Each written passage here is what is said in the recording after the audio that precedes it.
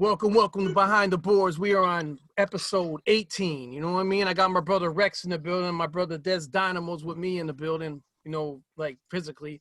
And I got my man OC in the building. My brother Blackastan's in the building. My brother Rocko and my brother Mike Geronimo's in the building. We here and we're going to talk about what's going on today, what everybody's doing. You know what I mean? And, you know, I'm going to ask a couple stories of the past, studio or something. You never know, you know what I mean? Something that no one gave to no one else. You know what I'm saying? Reks, man, what's up with you, brother? Seeing you on the corner over there. Chilling, you know what I'm saying? We just made the move down south, man. We setting up shop in Florida at the moment, making our waves to like finally be in Georgia. Got the whole tribe. We got like a village over there. So we gonna set up shop in Georgia and like, you know, start this land grab, you know what I'm saying? Word. That's what we on. All right, hey. OC, what's up? What's going on with Chilling, you? man. I'm in the South now as well. You know what I'm saying? I came down here last year, you know, just to like start the second chapter in my life, man. I'll be 50 next year, so you know. Damn, the 5-0. Yeah. I'm right there, man. Trust me, I'm right there. Black, what's up with you, man? Man, I'm here, man. Still home base in CT. And you know, I'm working on stuff here and there. You know, I'm not like working on nothing every day.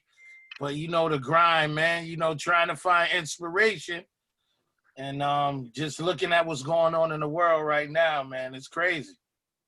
All right. I know Rocko, that's my partner right there. You want to let him know, Rocko, you can let him know. Rock! What up? What up? What's going on? What up, Rock? That's my partner. We're going to take it. Mike Geronimo, what's going on with you, man? Same suit, reheated, kid. Same suit, reheated. Just putting up with everything good, man. I mean, all things considered, like the bro was saying, with all this crazy shit going on, all things considered, everything is all right, man. I'm happy to report that to y'all, you know. So I'm good, bro. I'm good. I'm just glad I'm here, bro. You know. And that boy found the fountain of youth too. Knock it off.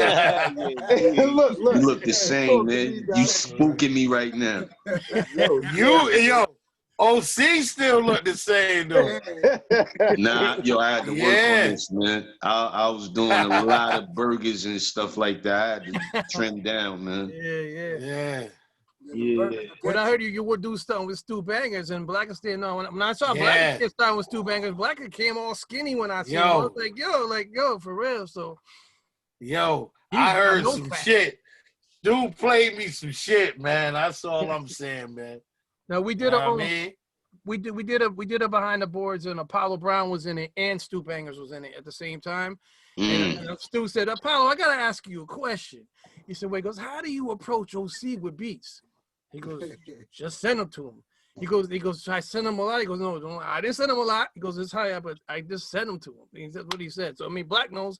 I mean, you guys Black because he worked with Stu Bangers, and now you working with him. So. OC is prolific. That's all I'm gonna say, man. Man, cut it out. Prolific, pretty much. I witnessed the work. I witnessed the work. Like I listen to everybody, and everybody. It's all MCs in here. Y'all gonna fuck me up. You know why? I played Ozone for my 8-year-old son like 2 weeks ago. On God, bro. I played Ozone for Mikey. And here's how I know when Mike likes something, because Mike will grab like the Dre beats and then he'll like put them on and like zone out and it bugged me out. Yo, bro, it definitely dig your shit, bro. He's like kind of lost for a minute digging it, and that made me feel good. You know what I mean? So absolutely, prolific is an understatement, man. Yeah, it's all MCs up in here. Yo, which is scary because this is just natural competitiveness that I'm looking at. Like, I know what Black do, I know what Reks do. Mike, see, being around Mike, he's like a friend, so my brother. So it's like to see him create is weird. To know him is not, you know what I'm saying? Because I seen his creative process. I won't give away his Spidey secrets, but I seen how he create, and it's crazy. But you know it's ill. It's funny you say that because I'm just listening to you say that, and I'm like, if anybody knows how I operate when it comes to that, you definitely, because you would point shit out to me about myself that I wasn't even aware of.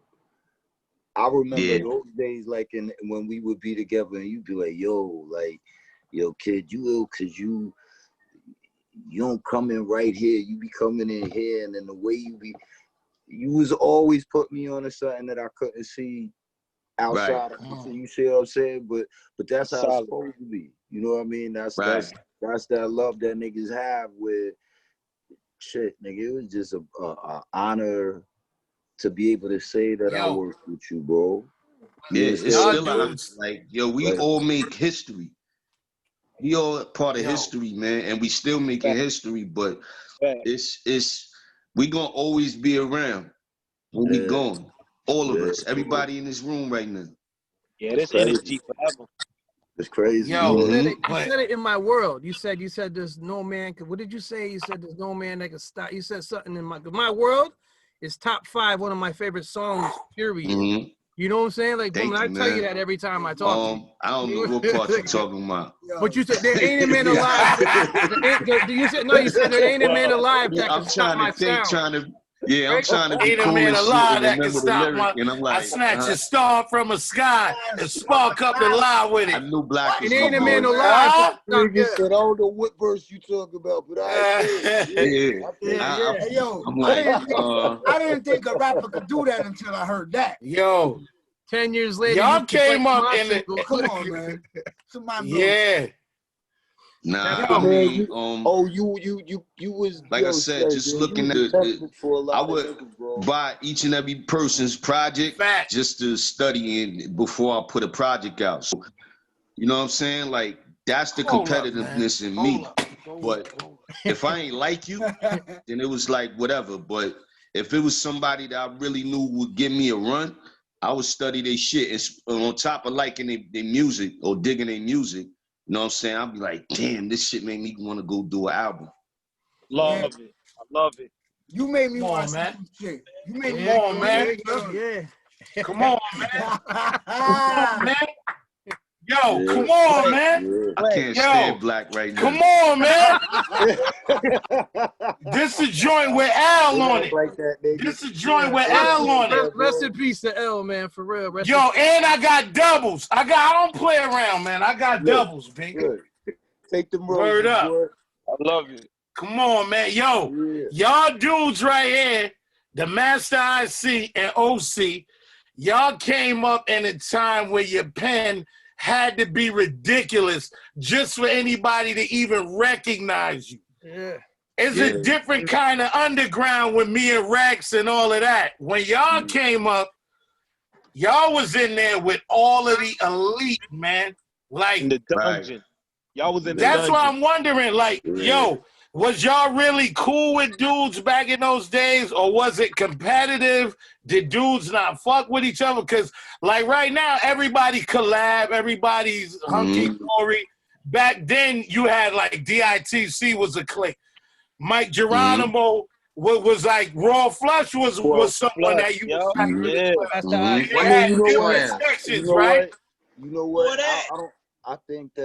I think you had to be cool with people to in order to collaborate with them back then, because it wasn't a whole lot of, as you pointed out, it wasn't a whole lot of, okay, for the sake of marketing and for the sake of business, let's do a collaboration, knowing that you don't know the artist, you don't deal with the artist.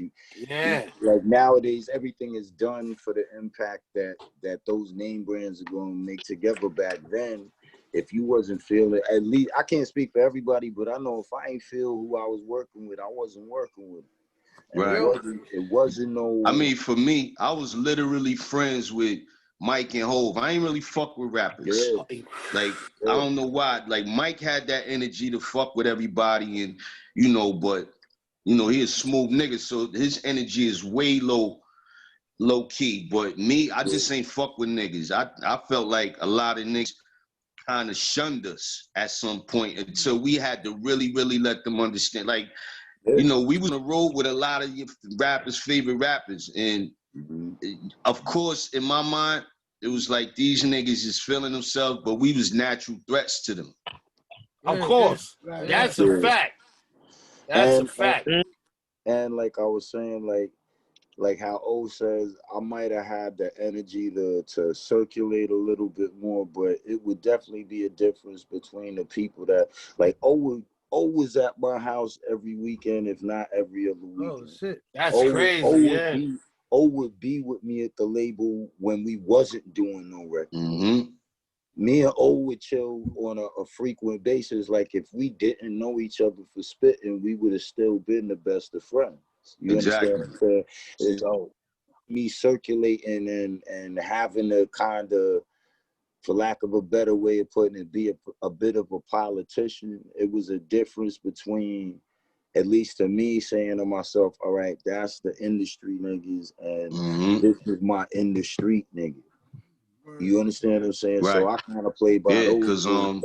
Like, I think we had a mutual friend in Jay, but Mike had a lot of people. So y'all was tight with Jay-Z for real though? Like he was running around in them same circles back then like that. He had him on Time to Build. Time to Build. Yeah, because I heard a That's joint what I'm with saying. Mike, Geronimo, and DMX and Hov. No, that was with Ja Rule and DMX. that's no one. Was Just it? That was Mike. Okay. Nobody on the Natural who was on the Natural wasn't family. That's the best way I could put it to you. From the producers to the people that rhymed on there with me. There was no one, and it's bugged because I could say that now and know that it's an accurate statement more than ever, because now that we're older and time has passed and you see where people stand, you could really say to yourself like, yo, this is really my man. This is really my family. And I could look at that album and rightfully say there is no one on the Natural that wasn't family.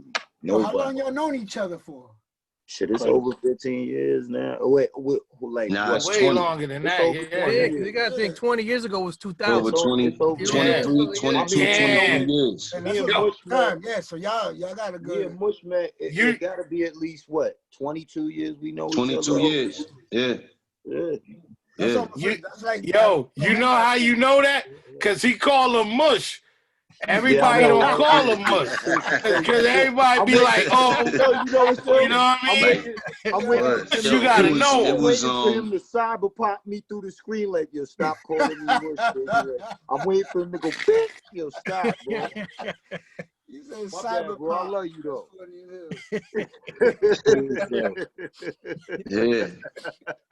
But that dude that I'm looking at down beneath, under me on this frame, Reks, yo, you a time bomb. Oh, stop. No, Reks. Yo, I'm dead serious, man. When I heard you make, I mean, I always been a fan, but when I heard you make records with Cream, I was like, oh, he's different.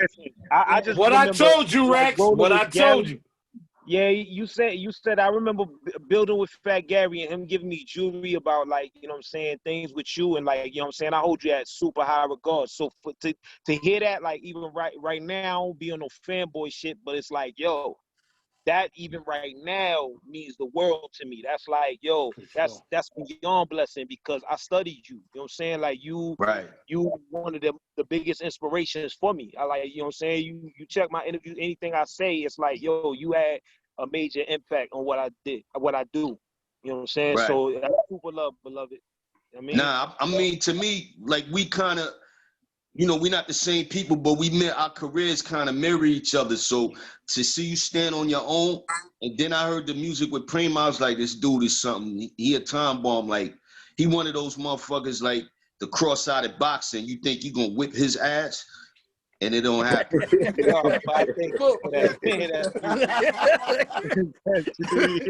All right. Yo, people don't realize Mayweather is cock-eyed. So when you going at Mayweather, he, you know, you don't know what's coming. He's like, most cock-eyed fighters are successful. Mayweather's one of them. People don't realize that. You know what I'm saying? But they got better angles. And Reks is just a awkward. He's on, but he's awkward, and it reminds me of myself. But he has his own style, so it's just like, damn, this nigga's dangerous. Almost remind me of Trex, man. The Yeah. voice, the voice Trigger is a problem. Yeah, I never thought of that. My man said that to me a long time ago. He goes, "This dude Rex." Yeah, I never thought of that. I was like, "Yo, I never thought of that shit either." I'm like, "Yo." Yeah, That's I dangerous. love Tretch. That nigga's a Yeah. problem.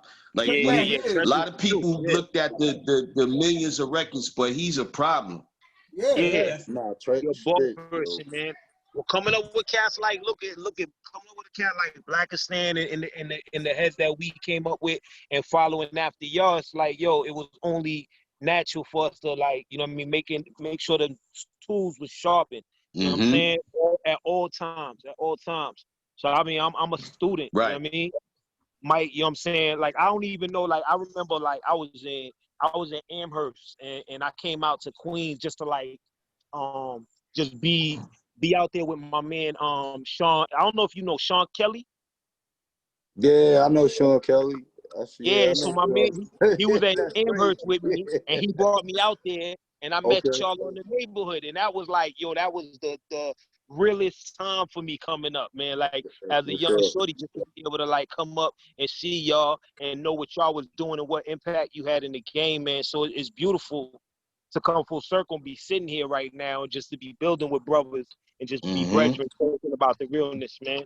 Sir, So bro. love, Yes, sir. Indeed. I appreciate it. Where you was at in Northampton when I first seen you. I told him. He said he remembered. He said he remembered that. I was like, yeah, so I remember that. Yeah, I remember. I met OC when the Jewels dropped, and you know, he probably don't remember because he's seen a whole bunch of people in his life in New Haven, Connecticut, and shit. And I remember I said, "Yo," I said, "What does OC stand for?" He said, "Out of control." I was like,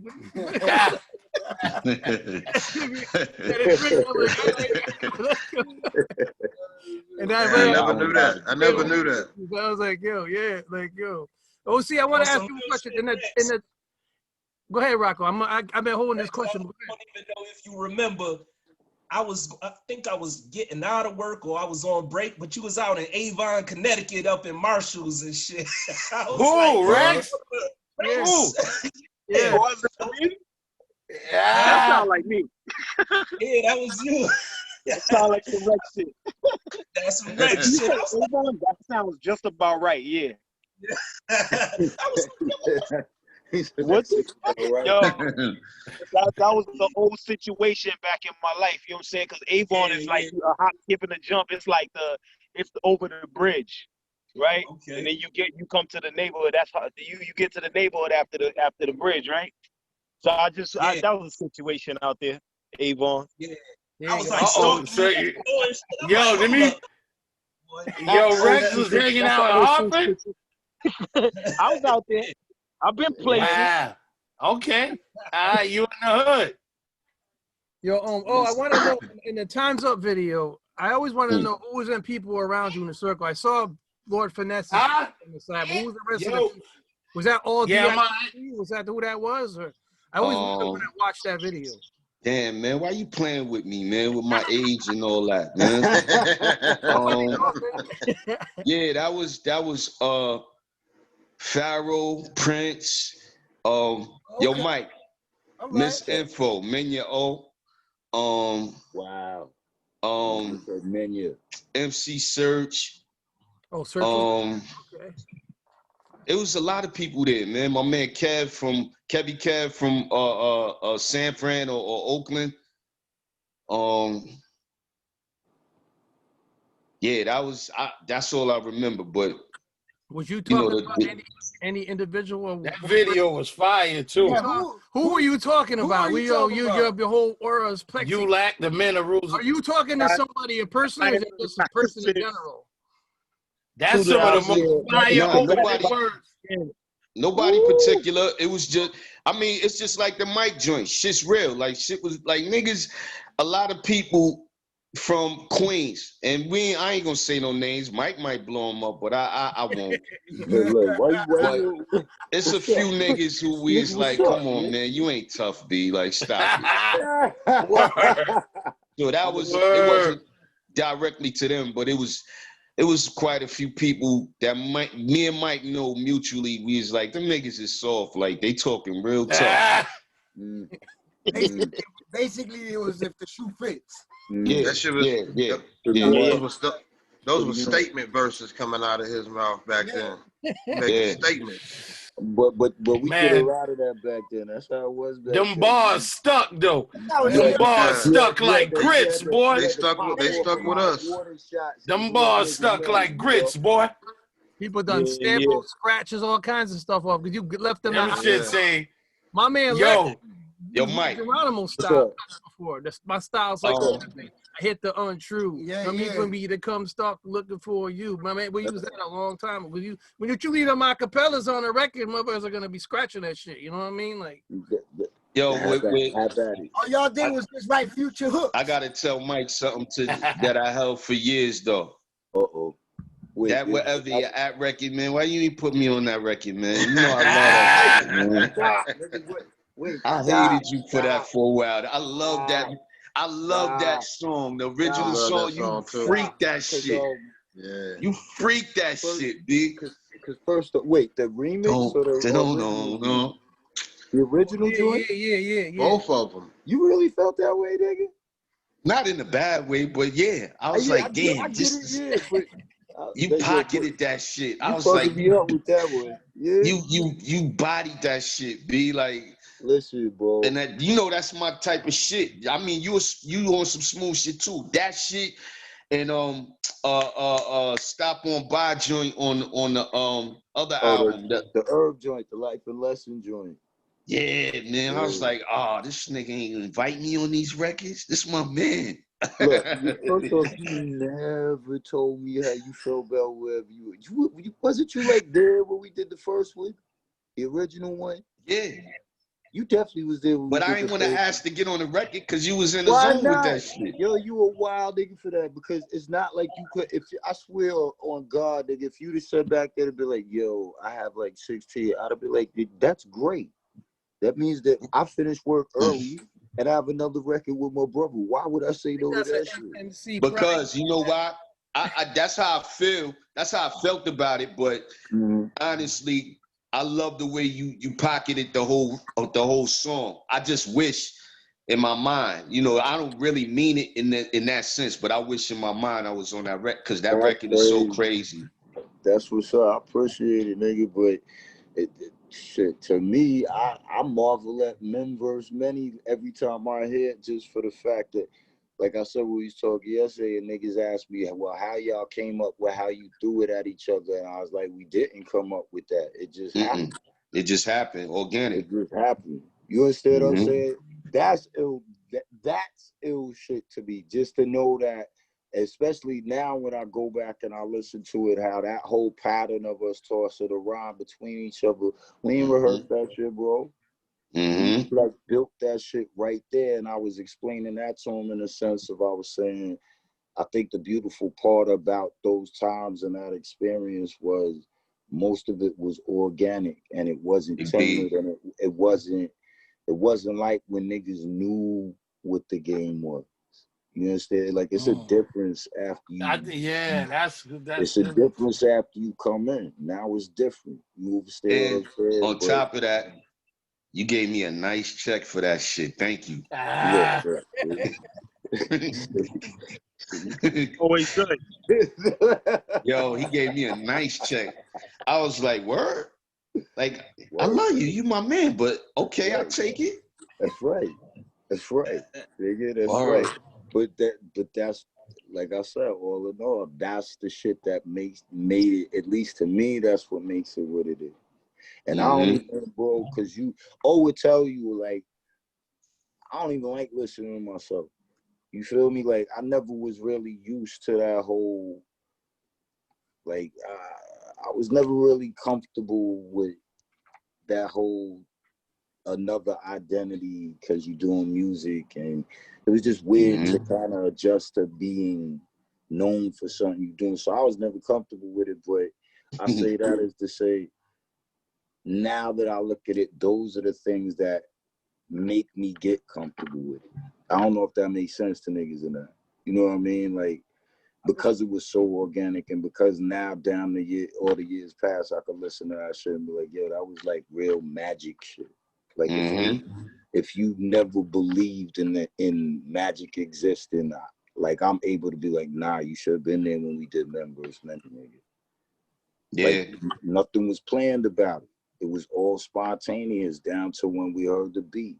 And down to everybody throwing around back and forth in a pattern that no one could I have. relate, man. I relate. Exactly. I relate, man. You know, it's like where you vibing out and it's only about music and you ain't thinking about nothing else. There's nothing else. You're not in there with no contrived, those rare moments.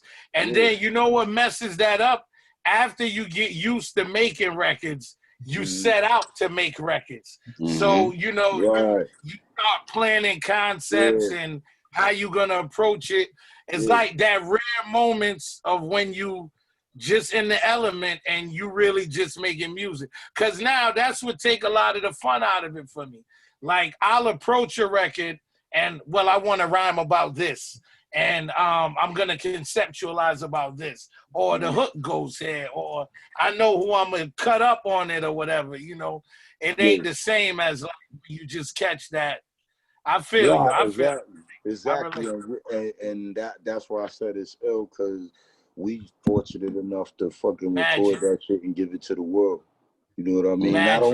Not only did we have that moment, but we was able to capture that shit and then give it to the world. It really do it, yeah. And that shit is the coolest shit ever. Let me ask y'all this. When y'all was rocking heavy at that time, y'all don't feel like it was super saturated back then? It wasn't.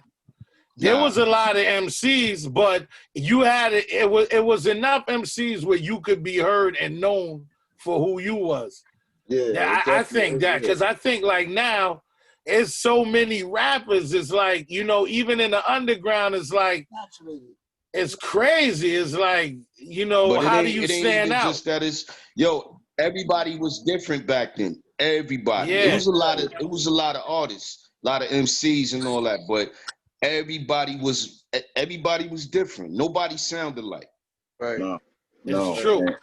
And I think another thing was, that was the cool part about it. Yeah. You accepted the fact that nobody sounded the same. You was actually looking forward to hearing someone that didn't sound like everybody else. Mm-hmm. You know, and nowadays it's kind of it's the polar opposite now. You know what I mean? Like, and I mind you, don't get it fucked up. I'm not knocking what is. You know what I mean? Like how it is right now. Like I can't lie, listen to some of the shit that's popping now. You know, but the dynamic of what the game is it's night and day. It's night and day from the ever we came in. It's like, yo, you know what I gotta say? I might smack the shit out me for this though.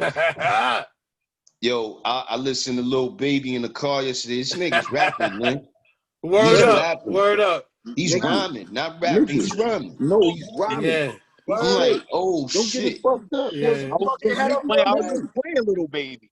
Hey, yo, this blacks. And he like this. Hey, worried about that. I was just playing Little Baby.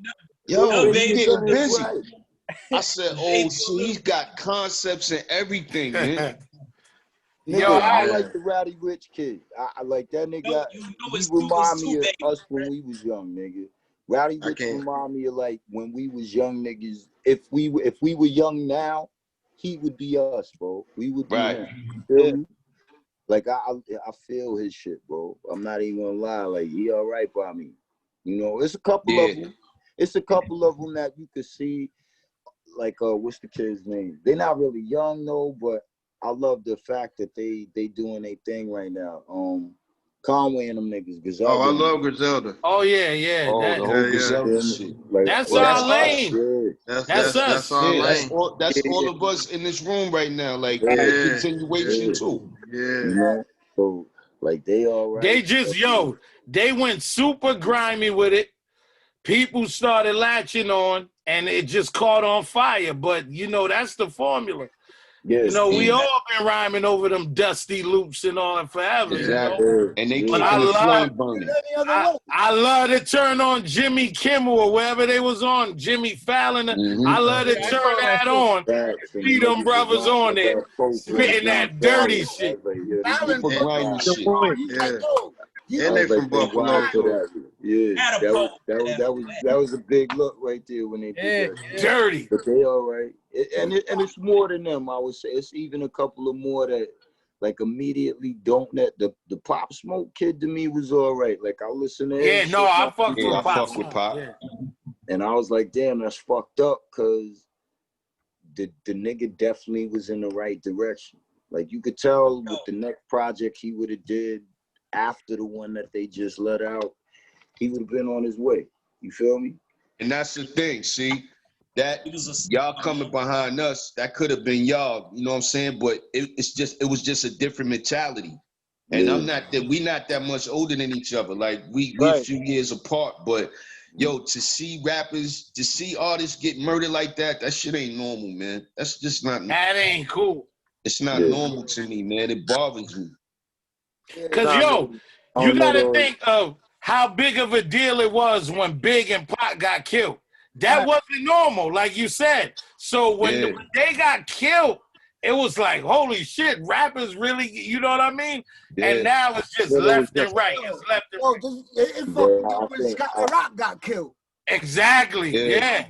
So then when I mean, Pac and Biggie got killed, they tried to take that and put it on another level. Like now this because of that and this and that. And now Yo, the magazines was connecting them and shit. Yeah. Hey, yo, Black put life y'all ain't on to worth something shit real to these quick, people, too. man. But then again, I'm gonna put y'all on to something real quick. The Said G just did it's a interview coming out with Said G talking about the Scott Rock thing. He felt it was assassination. I saw it. Yep. By a sniper shit, right? Yeah, I saw that shit. I got my man Baker sent me the guy who did the interview with him sent it to me. I looked at it last night. I'm like, oh shit. Something to do with John Ricketts or something?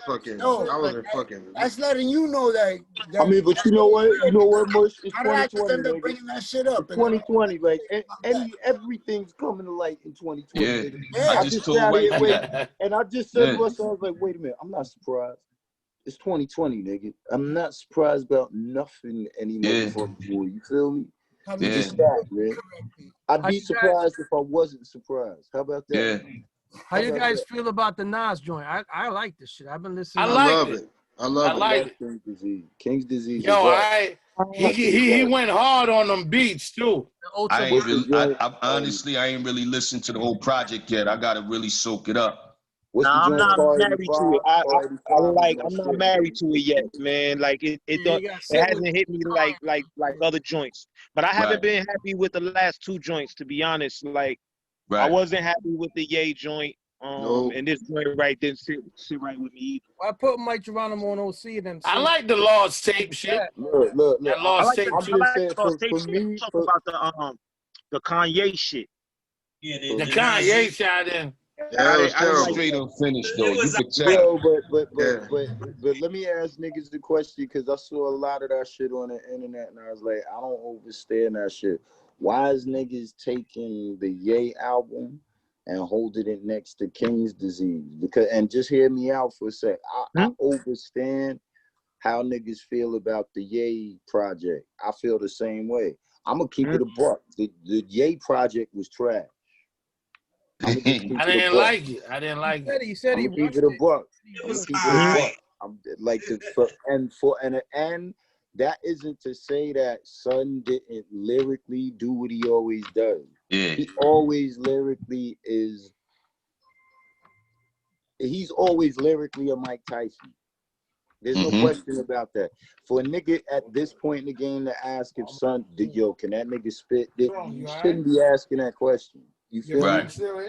But with all that being said, I don't understand why niggas is taking the Ye project and holding that up to the project he did with Hit Boy when Hit Boy don't have shit to do with Ye. It's another project. You know what I mean? It's like comparing Illmatic. It don't. And I'm just pointing that out. You know why I say that? Because I think the project is a very good project. I think it's actually a project that you could listen to from the first song to the last song.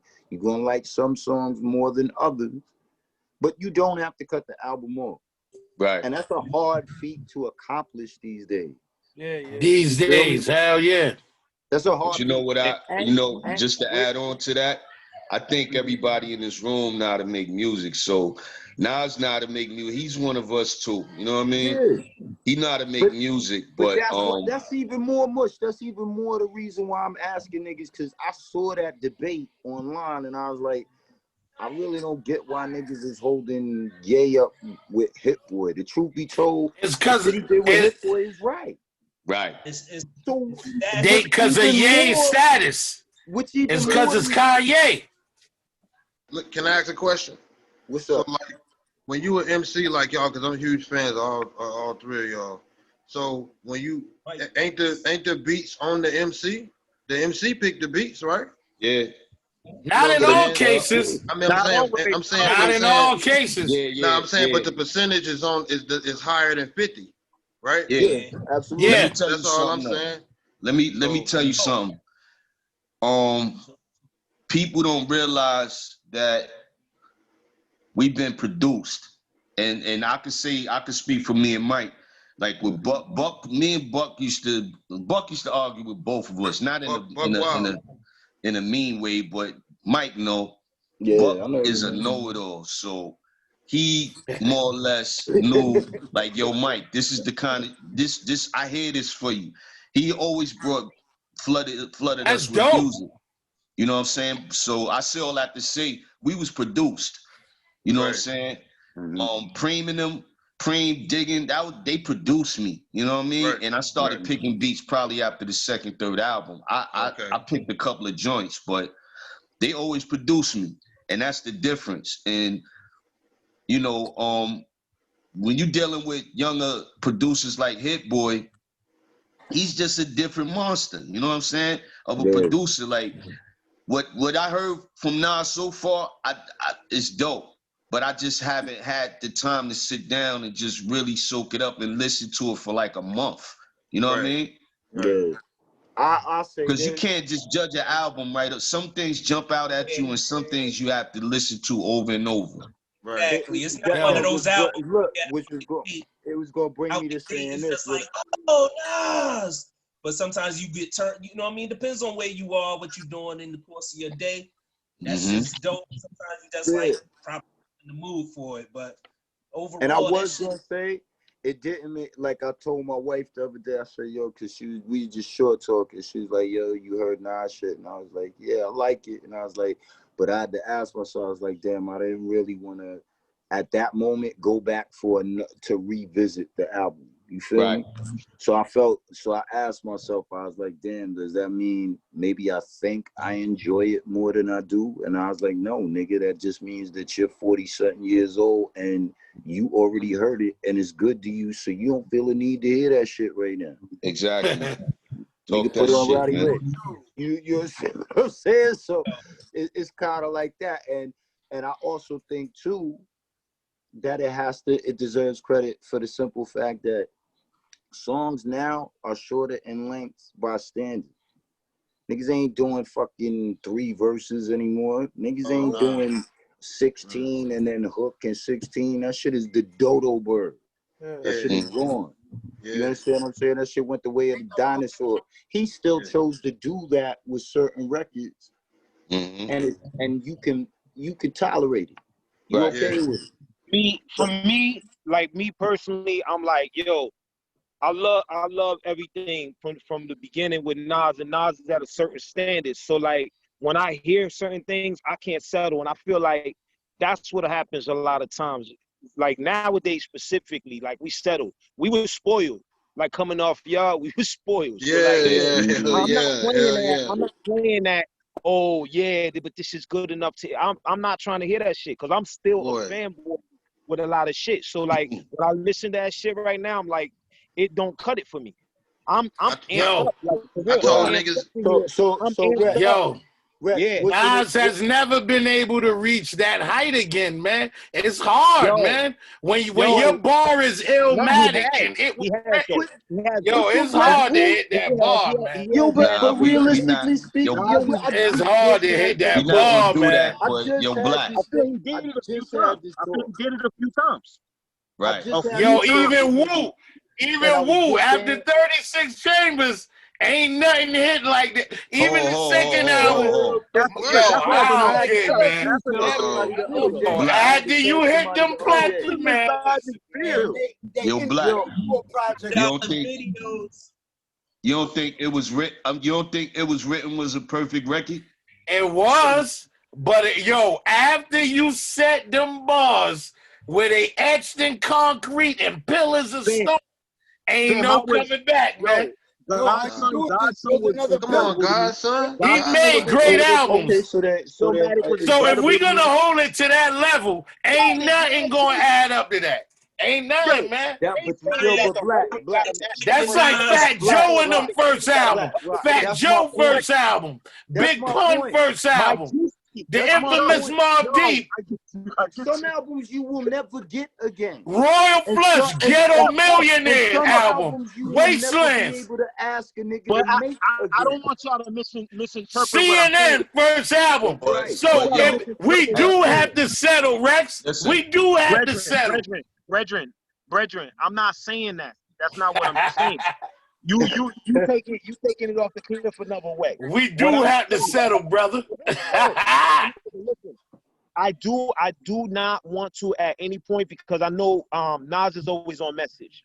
You feel me? So I'm not concerned about that. And certain individuals are always going to be on message. But when I listen to a Roots project now, to make it clear, right? When I listen to a Roots project now, the anticipation and what happens after the anticipation is matched the same, bro. Like I still feel that I got when I was listening to Illidel.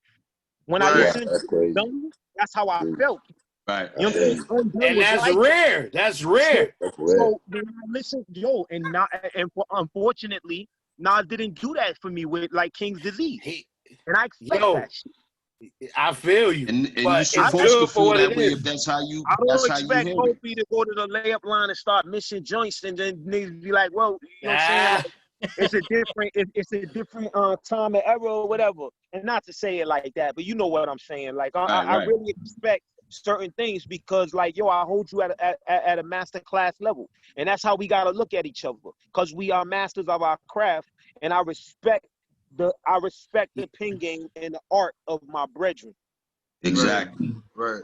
You right. And I gotta judge him the same way I give him the salutes. You know, well, if that's the case, then I don't like this album that much if I'm looking at it in that lens. Because if I'm looking at it as by what's the standards of now, I love it based on what's happening now. Listen. You know how I judge it? About to be the lyrical and just spitting like that. Now it's gotta think about the listener and the consumer now. Now we gotta kind of simplify that shit. Nah, no, he don't. No, he don't. Mass appeal. He's just what he do. What he wants. No, he don't. You know what he got to do? He make an album with Primo.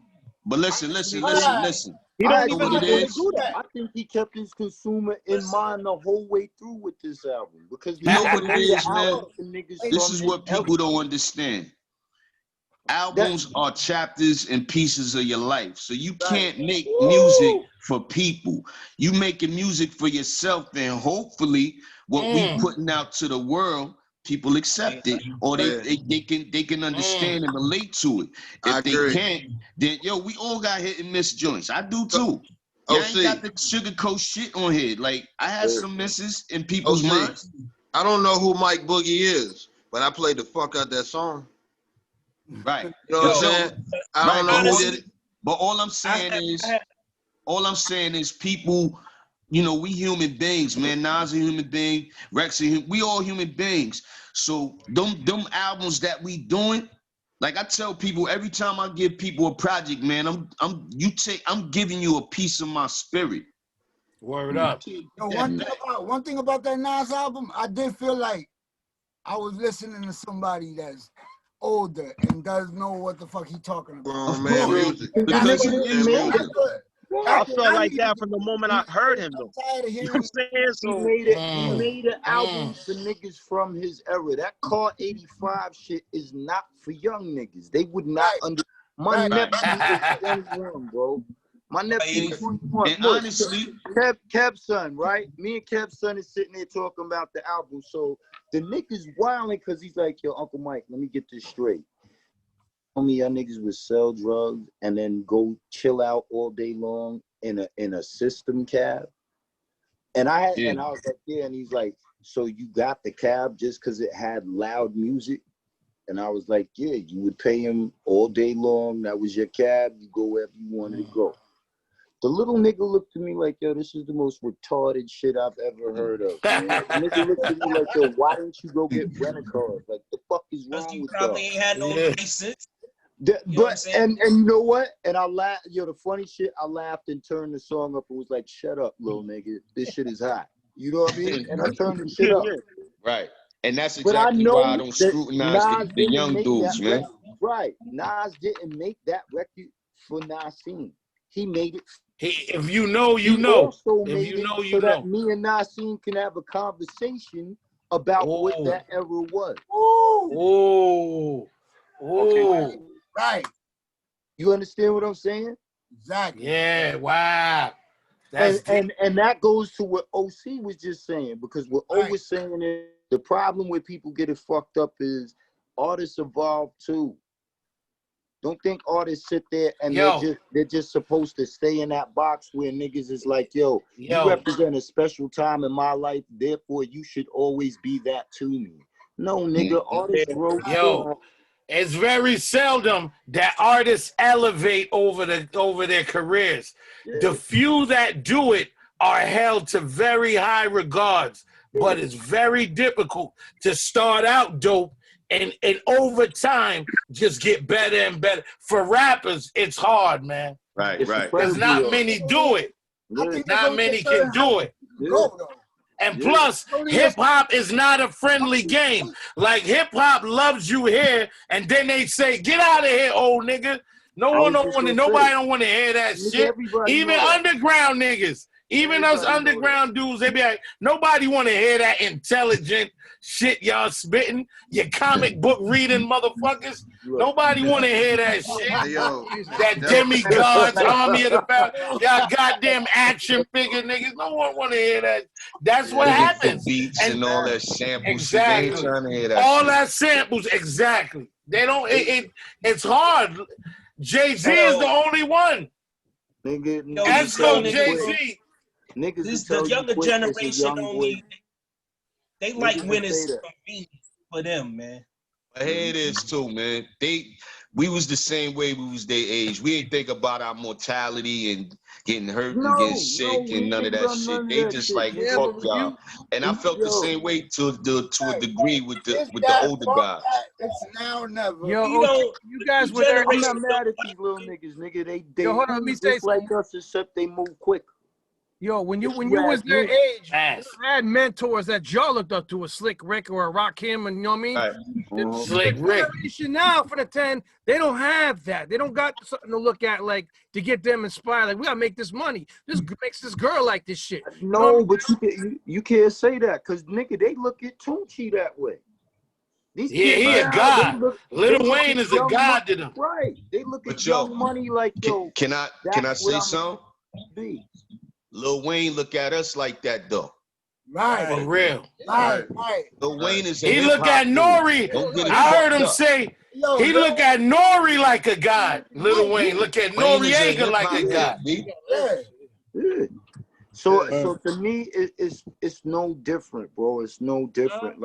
Like I said, I don't knock them for. What I will say is the only thing that I would say that I think they need to consider, and it ain't even rightfully my place to say, yo, it's what you should do to these young niggas. I don't look at them that way, bro. I look at them like, again, I'm going to reiterate, they like us, except they learn a lot quicker, and they do shit faster. And they get rich. And they do shit bigger. I'm telling you, they really be on that, yo, let's get the bag shit. That's what they about. But with that being said, yo, the only thing they need to learn is the importance. The only thing I think they need to take some stock in being an individual. Because the problem with not being an individual, even to add on to that, that's my even to add on to what Mike's saying. Right. The problem with not being an individual is you roll with the rush, and when you roll with the rush, you gotta accept that good, bad, happy, or sad. It takes a lot of courage to be your own man. Pave your own road. To pave your own road, right? And they don't invest enough in that, and maybe that'll change. Yo, it got like, to me, in my consider. opinion, like from the way I see things, it's a lot of cookie cutter format shit out there now. It always been like that though. No, I know it has, but that doesn't make motherfuckers just go out there and get the money because of it. Yo, but you know what else though? Hold on. We have to pave our own way to go get that money.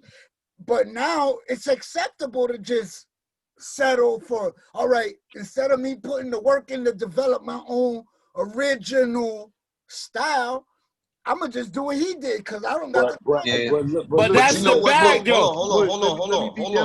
You know what people ain't understanding? And me and Mike probably got this a little later on. That's why, you know, we figured some things out, some things we just like, whatever. This is the music business. This is an entertainment business. And I got into it. I thought a whole nother way before my first album came out. After that first album came out, my whole mentality changed because this shit is a business, man. And that's where a lot of people beat us at in certain categories in the music business. Yo, this shit is a business. And had I learned this shit early on, I would be super wealthy. I'm gonna say this: you can't be mad at these little niggas for following the footsteps of others when they all do a song like this. It's gonna lead to me doing a show for 40 grand per show.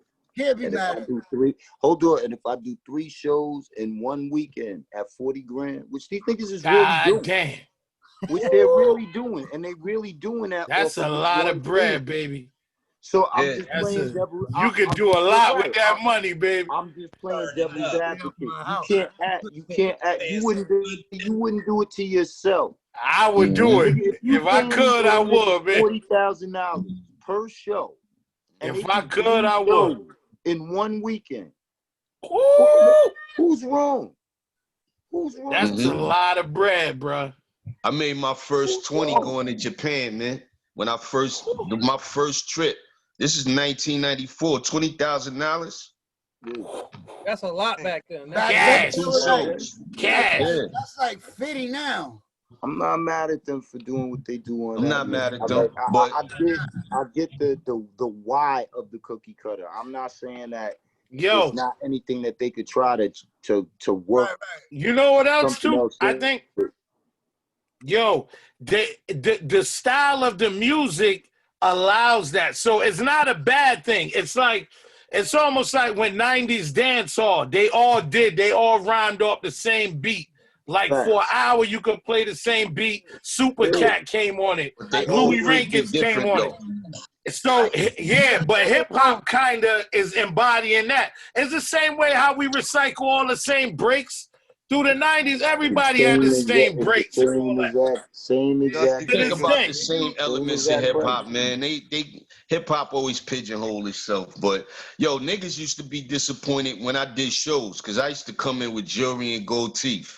And they'd be like, why you got jewelry? Why you got jewelry, man? You tell me that from the video. Coming up in nice cars and shit. You not supposed to have money. I'm not even going to go. Fans ain't like that shit. Old man, tell these I did. So we get I did. Tell these niggas how niggas was like, what? You got on a shiny suit? And it's niggas had shiny suit for that video. Nigga, I had 1,100 spins niggas crucified Mike. Crucified me. And I had 1,100 spins a week, nigga. I had Mary J. Blige spins. Fuck y'all niggas who don't like this green shit. Word up. Nigga, I've never had a song do better than this in my life. Fuck you, fuck you, fuck you, cool. Fuck you, I'm out. That's how I Yo, Mike, back in the day, I was on you, bro. Honestly, I was like, if this shit worked for Mike, let me play the back and watch. and see how he do this shit. Yo. Niggas Nah, is crazy, get to your man. wins, man. We gotta respect each other's wins, man. Hove wore a shiny suit too. Always. Yeah. Look, Sunshine. bottom line, you know what? At the end of the day, Daddy man, Kane and at the end of the day, any artist, as long as you in the position where you could look at your track record and you could stand by it and you could accept all parts of it.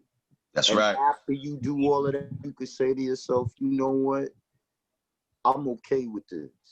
Exactly. That's what's most important. And I say that is to say there's always gonna be these walls and these boxes. Right. And there's gonna be all these things that people put in the way and that people like kind of say, okay, well, you're an artist, so we need you to follow this slalom course. Nigga, fuck all that. As long as at the end of the day, you could take pride in the fact that it depended on which artist wanted it super bad. Somebody got mad at me last month. I did an interview and they asked me about L, and I was like, yo, L wanted to be a superstar. Like he was looking to be what y'all see in my circle, like Fat Joe. He was looking for that. He was looking for J stardom. It wasn't no underground shit. But he had the talent to pull it off. I believe he had the talent to pull it off. That's my point. Yeah. He wanted it was coming. It was coming. Everything that they pigeonholed him to in death, I'm like, y'all would not like him if he was alive, because y'all crucifying Hov. So even L Pun, was worse than that. Pun was able to pull it. Pun was about to do a biggie on these motherfuckers, man. Yeah, but you know what I'm saying? Yo, Black, you're not hearing what I'm saying. They Big wouldn't have L liked wanted it. to be in the same sense as Jay-Z is today. And that's he could have done it. Aiming for. Yeah. Yo, you know what bugged me out, bro? I'm the purists wouldn't have felt that. We know L from going to the body shop. Remember the strip club shit? We used to always go to the fucking body shop. Mm-hmm. That's what I remember the most about L, nigga. Yeah. Being in the fucking body shop. Nigga, yeah, the strip clubs on the body we all making it rain, and we all running around doing what young niggas do, man. And the nigga was a super gambler. He was a super gambler, and the nigga would hide out in Finesse's house sometimes because he would steal his brother Lee's money from his stash because he done blew the shit in the gambling spots. Look. He was the L rapper, man. Wow. His death hurt me more than Biggie and Pucks, honestly. That shit fucked me up. He had to be ill. Yeah. And it was L, B. Yo, Mike. Yo, you was on, it wasn't called The Real Love, but you was on something before with that, right? Remember on the MTV point, you was on it. Yeah, that should never. Mike pioneered that shit. Mike's like one of the first people. You would have to be was like the first person to do that shit. Wow. Yeah, Mike pioneered that shit, that MTV shit. Real world shit. Yeah. Mm-hmm. It wasn't called Real World, right? It was called something else. Nah, it was called Sex in the 90s.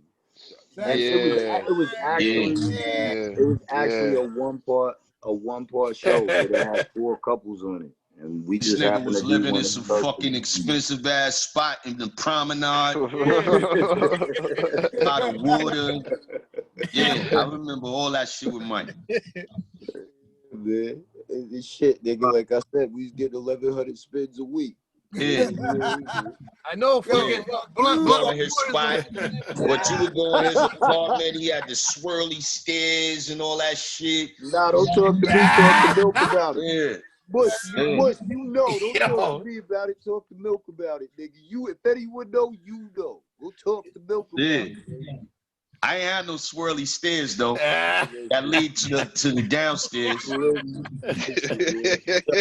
Swirly stairs.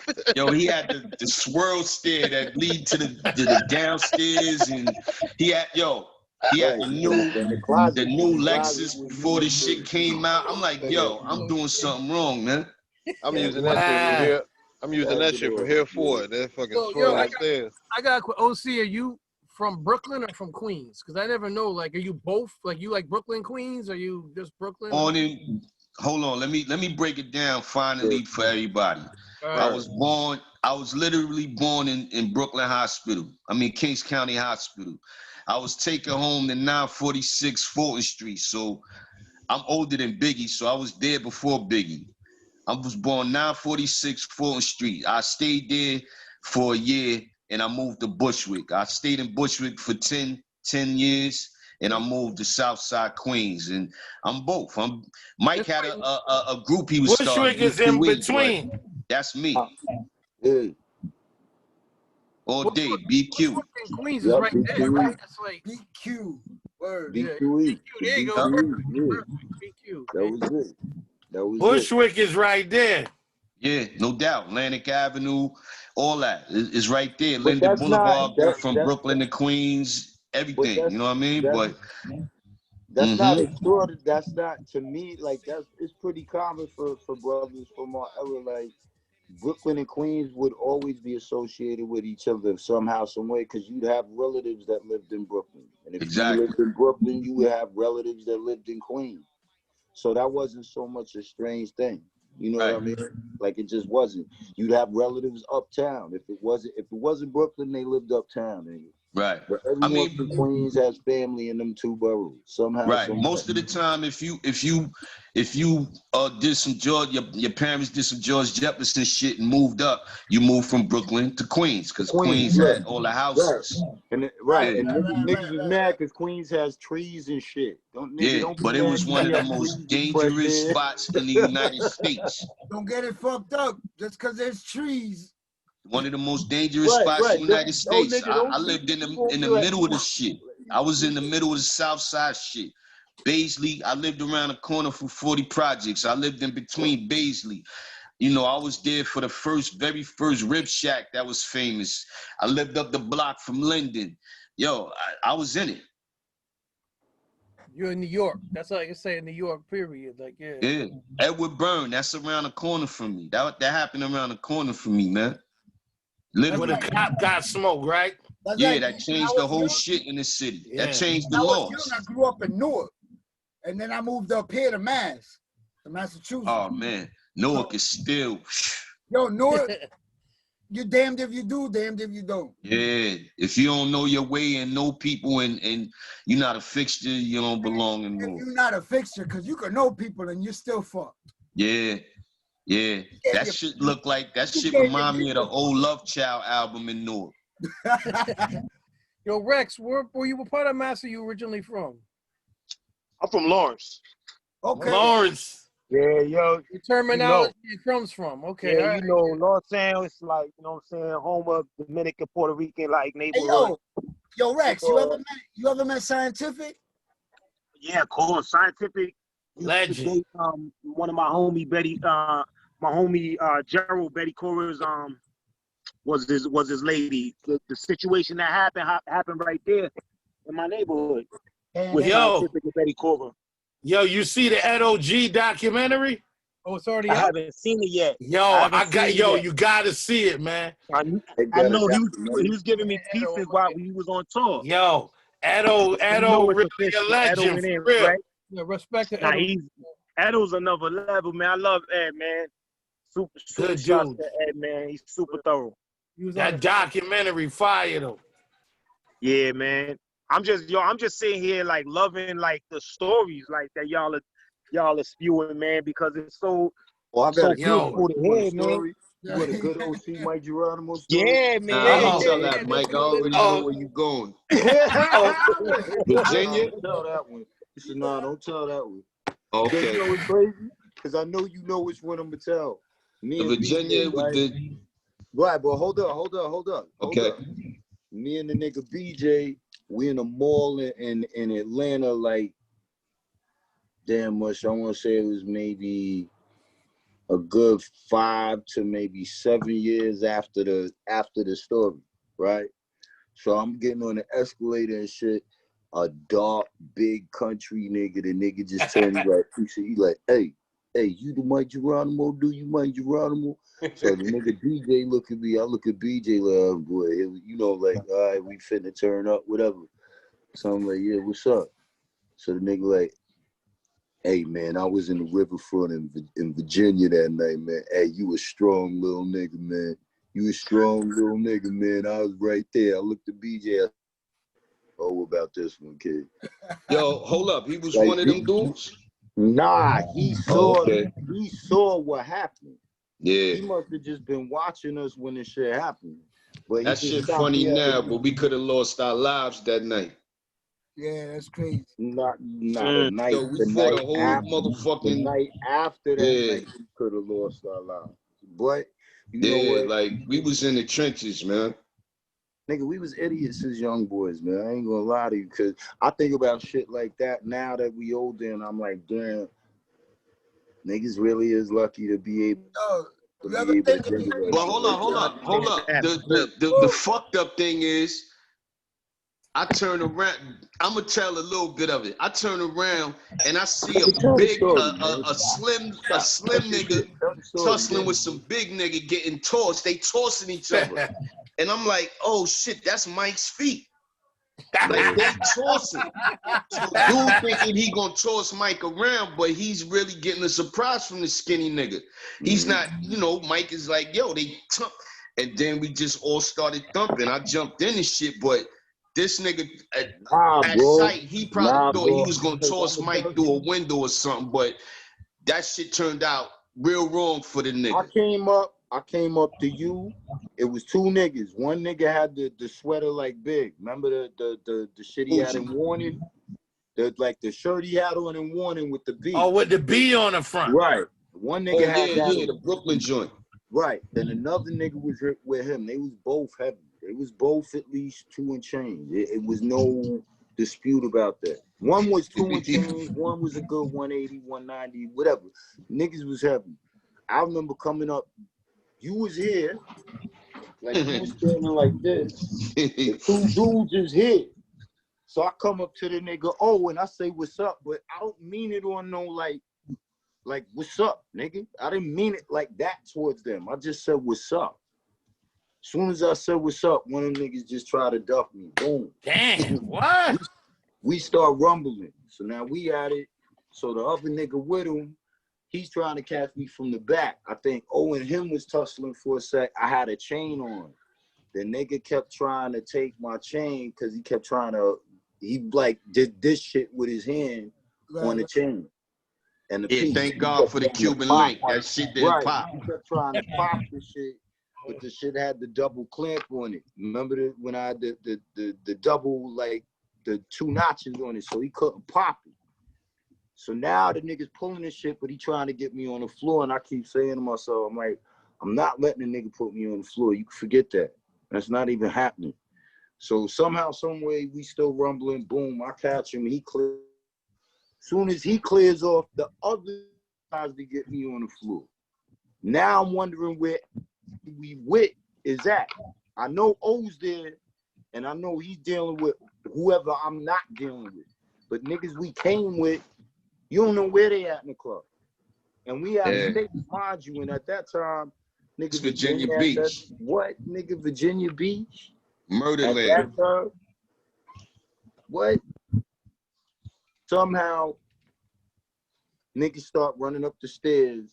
Then that's when I seen one of the niggas by the door. We chased him, and the nigga Raekwon tripped the nigga. Remember when he tripped the nigga? Man, Raekwon is in this too? Yeah. He did some real slick Rick shit. He should have tripped the nigga. I forget what it was, but it was something. It was some convention we went to where it was like a 3-day weekend type of like, I don't know if it was How Could I Be Down, or it was one of them things, like one of those type of things. So Wu-Tang was there. That's how I met Raekwon. Tripped the nigga. Right. That's how I met Raekwon. Yeah, I remember that. Cool with but yo, he did this shit like this though. He said, right, and he did the sneaky shit. Remember, and he did like the laugh, like he did like the nigga left us in the smoke, but Ray did the side shit and tripped him. He tripped him, so then we caught up. It was a rap from there. So we pound the nigga out in the now the nigga that Raekwon tripped, we pound him out in a lot, automatic. Like he gets all the business from everyone. Wow. He gets smoked. So now niggas is tight.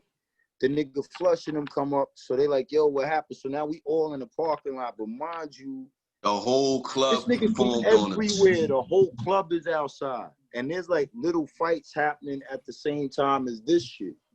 So there's like but the whole club the whole club at that point was like them niggas, and we was like, what up? That's when, and that's when the nigga Flush was like, just punch anyone in the face. Remember when He Flush threw a jumped bottle in the crowd, threw 40 at them niggas. back? I remember that shit. I remember that shit clear as yesterday. And K-Song, because K-Song came, remember we had the bag with the bag from TBT, the little orange basketball? Yeah. I'm not going to go into the bag, but the bag, nigga, don't let the bag come out. Feel me? So now Flush and them pop up, but they pop up with the bag. So now we see the niggas that we thumping with, they just start all forming and start walking towards us. This is how I say, this is why I always say, no matter what happens in life, I can never, ever forget Ralph McDaniels, because that was a video music box thing. Right. But if you remember, when all the niggas started coming towards us, and niggas couldn't go in the gym bag fast enough. Like the niggas we was thumping with was moving faster than we could get our hands in the gym bag. You feel me? So they was right up on us. So Ralph McDaniels stepped in between them and me.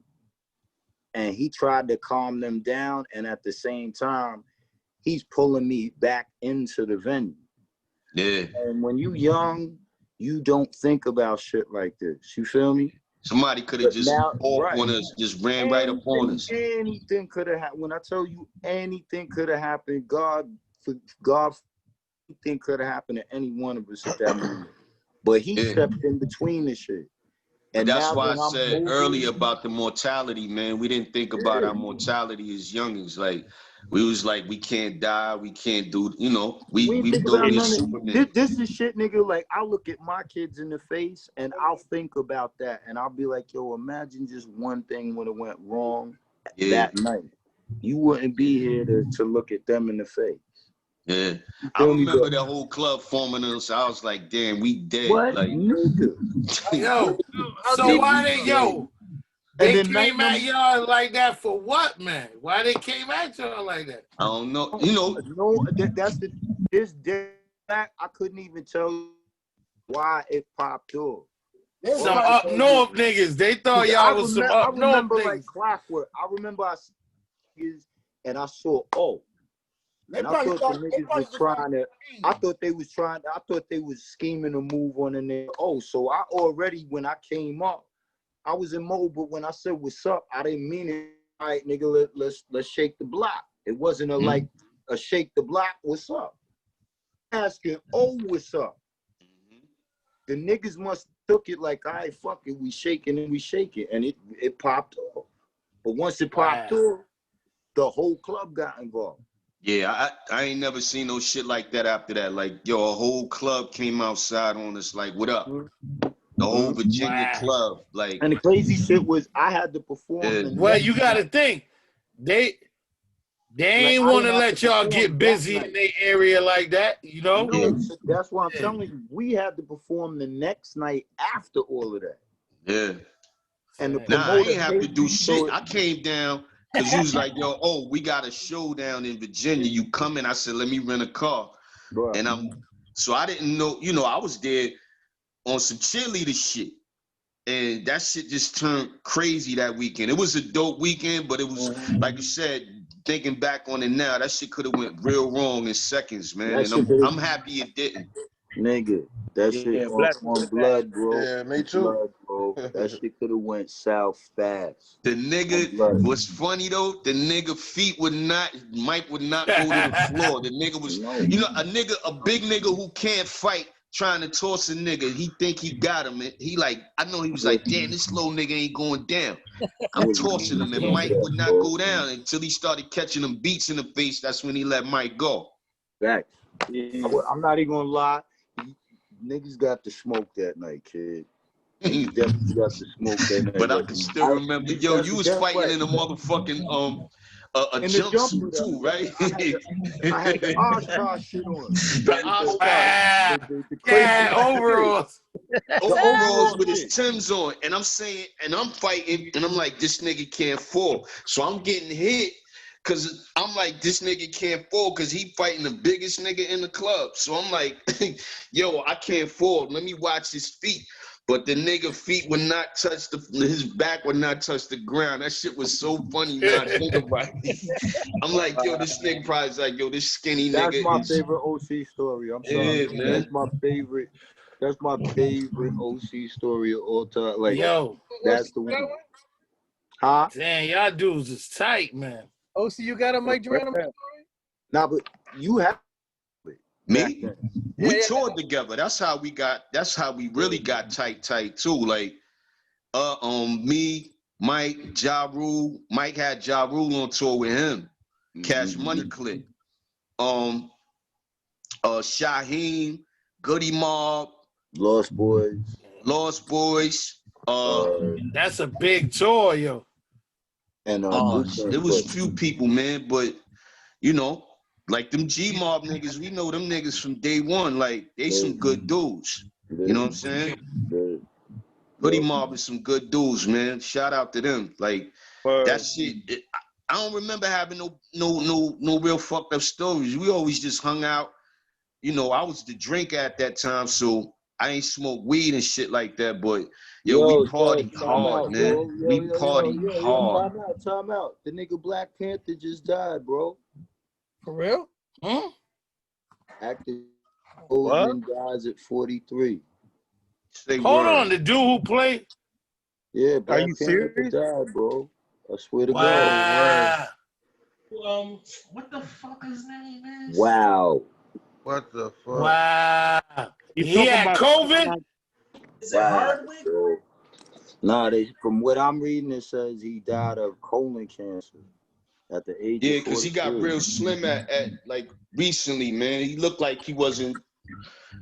I thought it was for a role. Chadwick Boseman. Yeah. Yeah, Chadwick Boseman. Oh, Wow. Oh, that's big, yo. I'm sitting here talking to y'all niggas and the shit just popped up on my screen and I'm like, wait, what? Nigga, the Black Panther. Oh, shit, for real. Wow, 43. Damn, man, damn. Wow. Hey, yo, and he was getting busy in Hollywood too, man. Yeah, man. Look, and with that, yo, OC, I love you, nigga. You understand? I love you too. I love you too, man. You shoot Yo, up I love right all now. of y'all, man. Like I said, Man. we part of history right now. Yo, a pandemic. We seen a black president and a pandemic in the same century. Back to back. Yo, he said it was gonna happen. Yo, that's fucking I seen a video. He said, "Watch in 5 years," and look, 5 years later, this shit happened. Wow. Yo, we witnessing genocide of the black man too, all at the same time.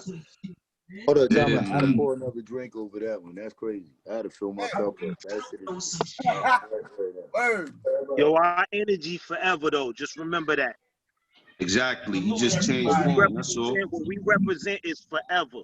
Exactly. I'm filling my glass for this nigga right now, man. Wow, Black Panther, dog.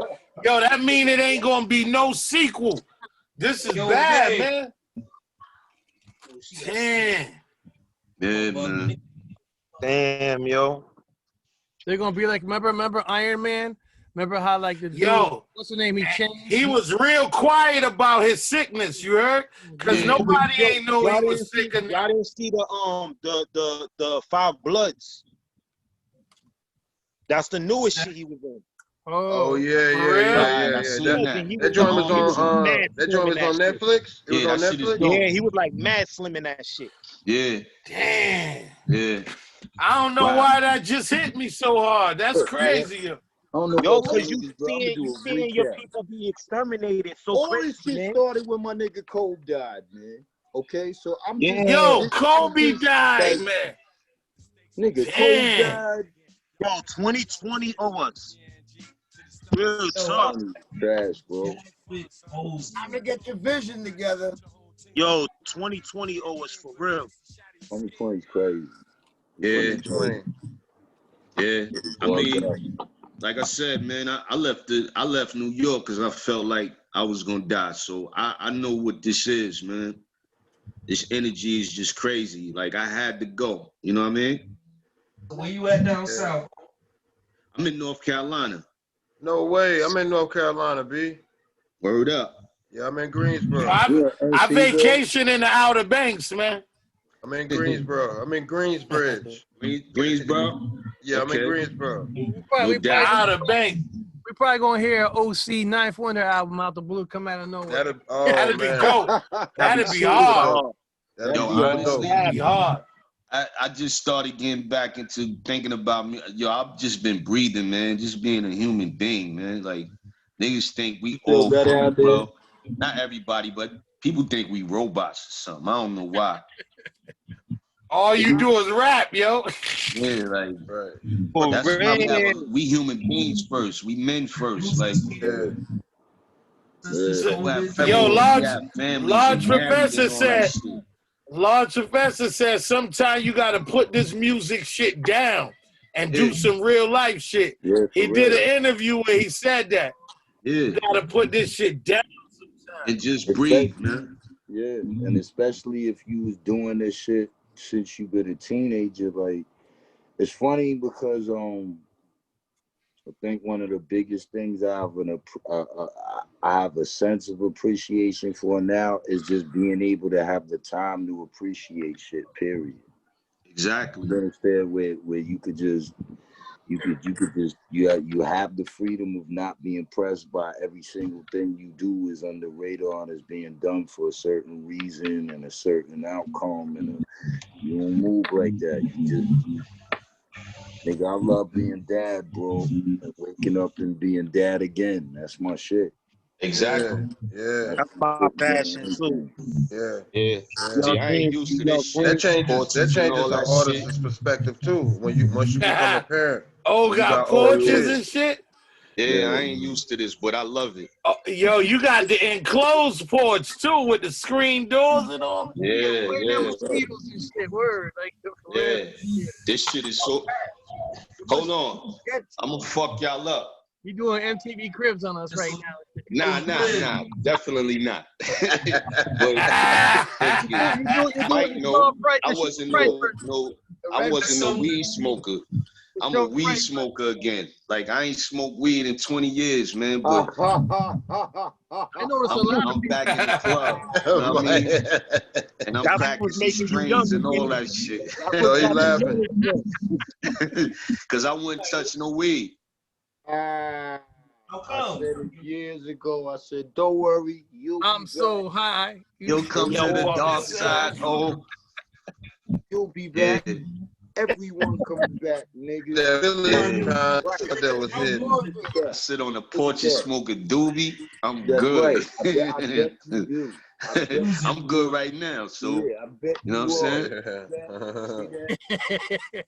I ain't just want to spark no doobie up on the camera, but that's why I walked outside and I forgot and I played it off and said, yeah. Hey, wait, allow me. I'm doing it wrong right now. And you in your element, do you?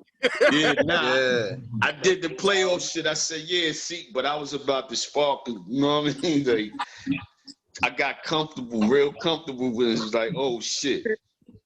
Nigga, oh, it's crazy, nigga. So yeah, you know, so now I'm not as stressed out as I used to be. I bet you're not.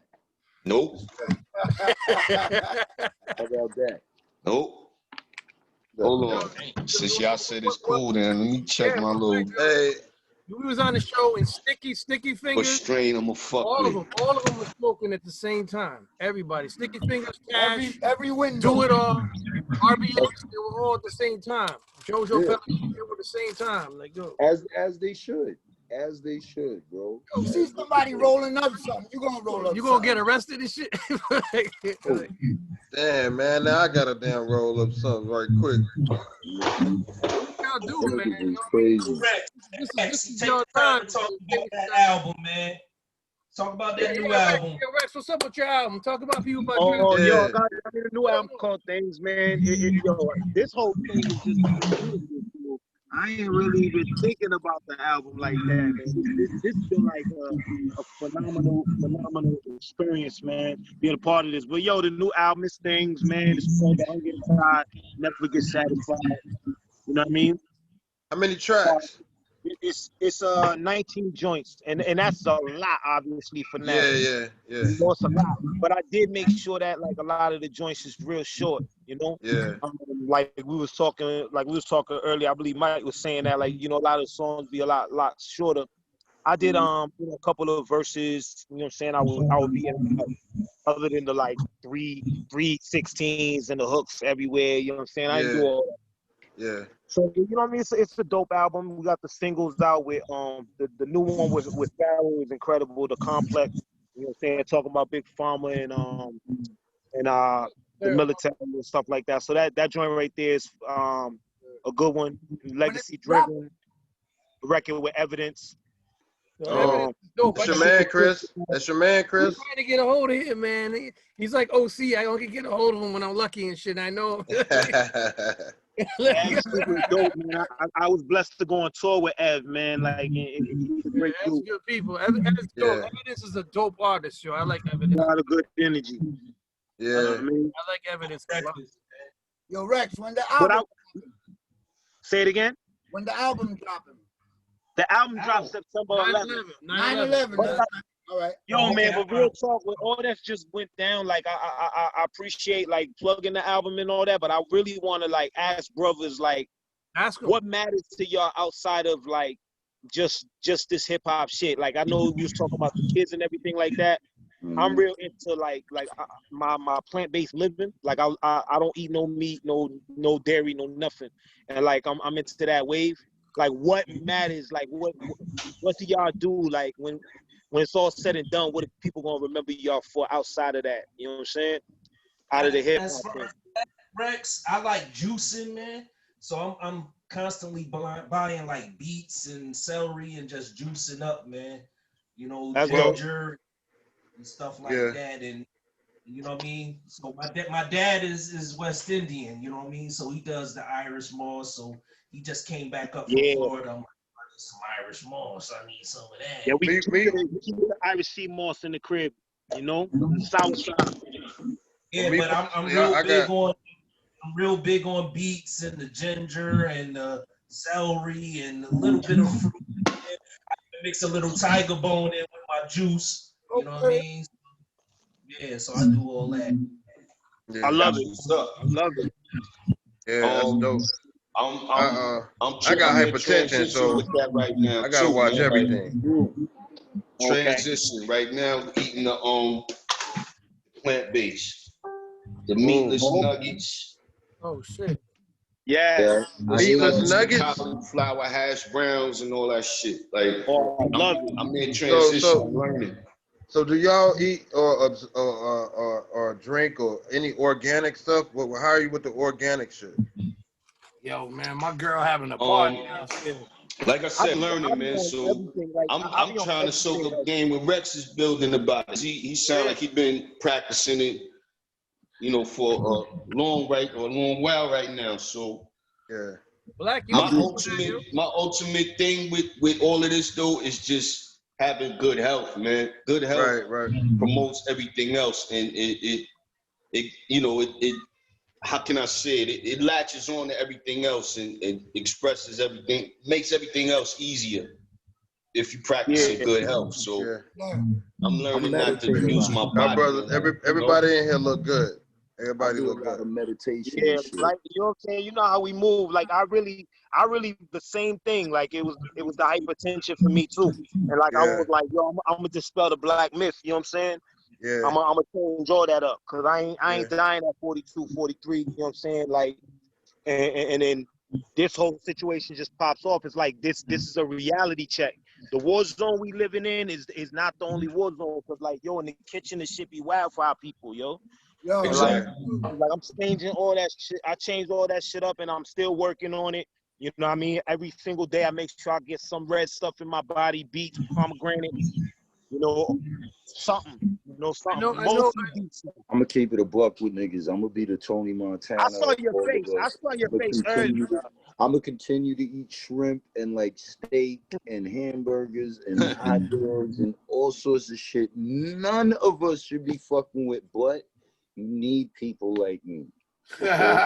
To point the finger and say he got the fast You immunity. need people like me so you can point And their you probably gonna live to fingers like and be like, 110. that's the bad guy.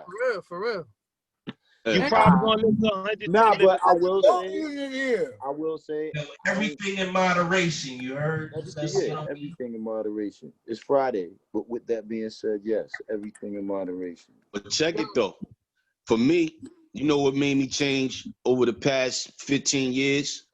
I used to throw up in my sleep, and that was from, you know, unhealthy eating habits and drinking. Acid reflux and drinking. I used to literally wake up choking, and I look over to wifey, and her eyes is like this because I look like I'm dying.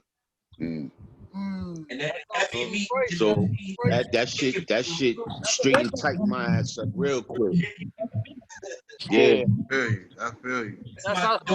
That's how Sean Price passed the sleep and shit. The same thing. Like, Yeah, he had sleep apnea, didn't he? Yeah.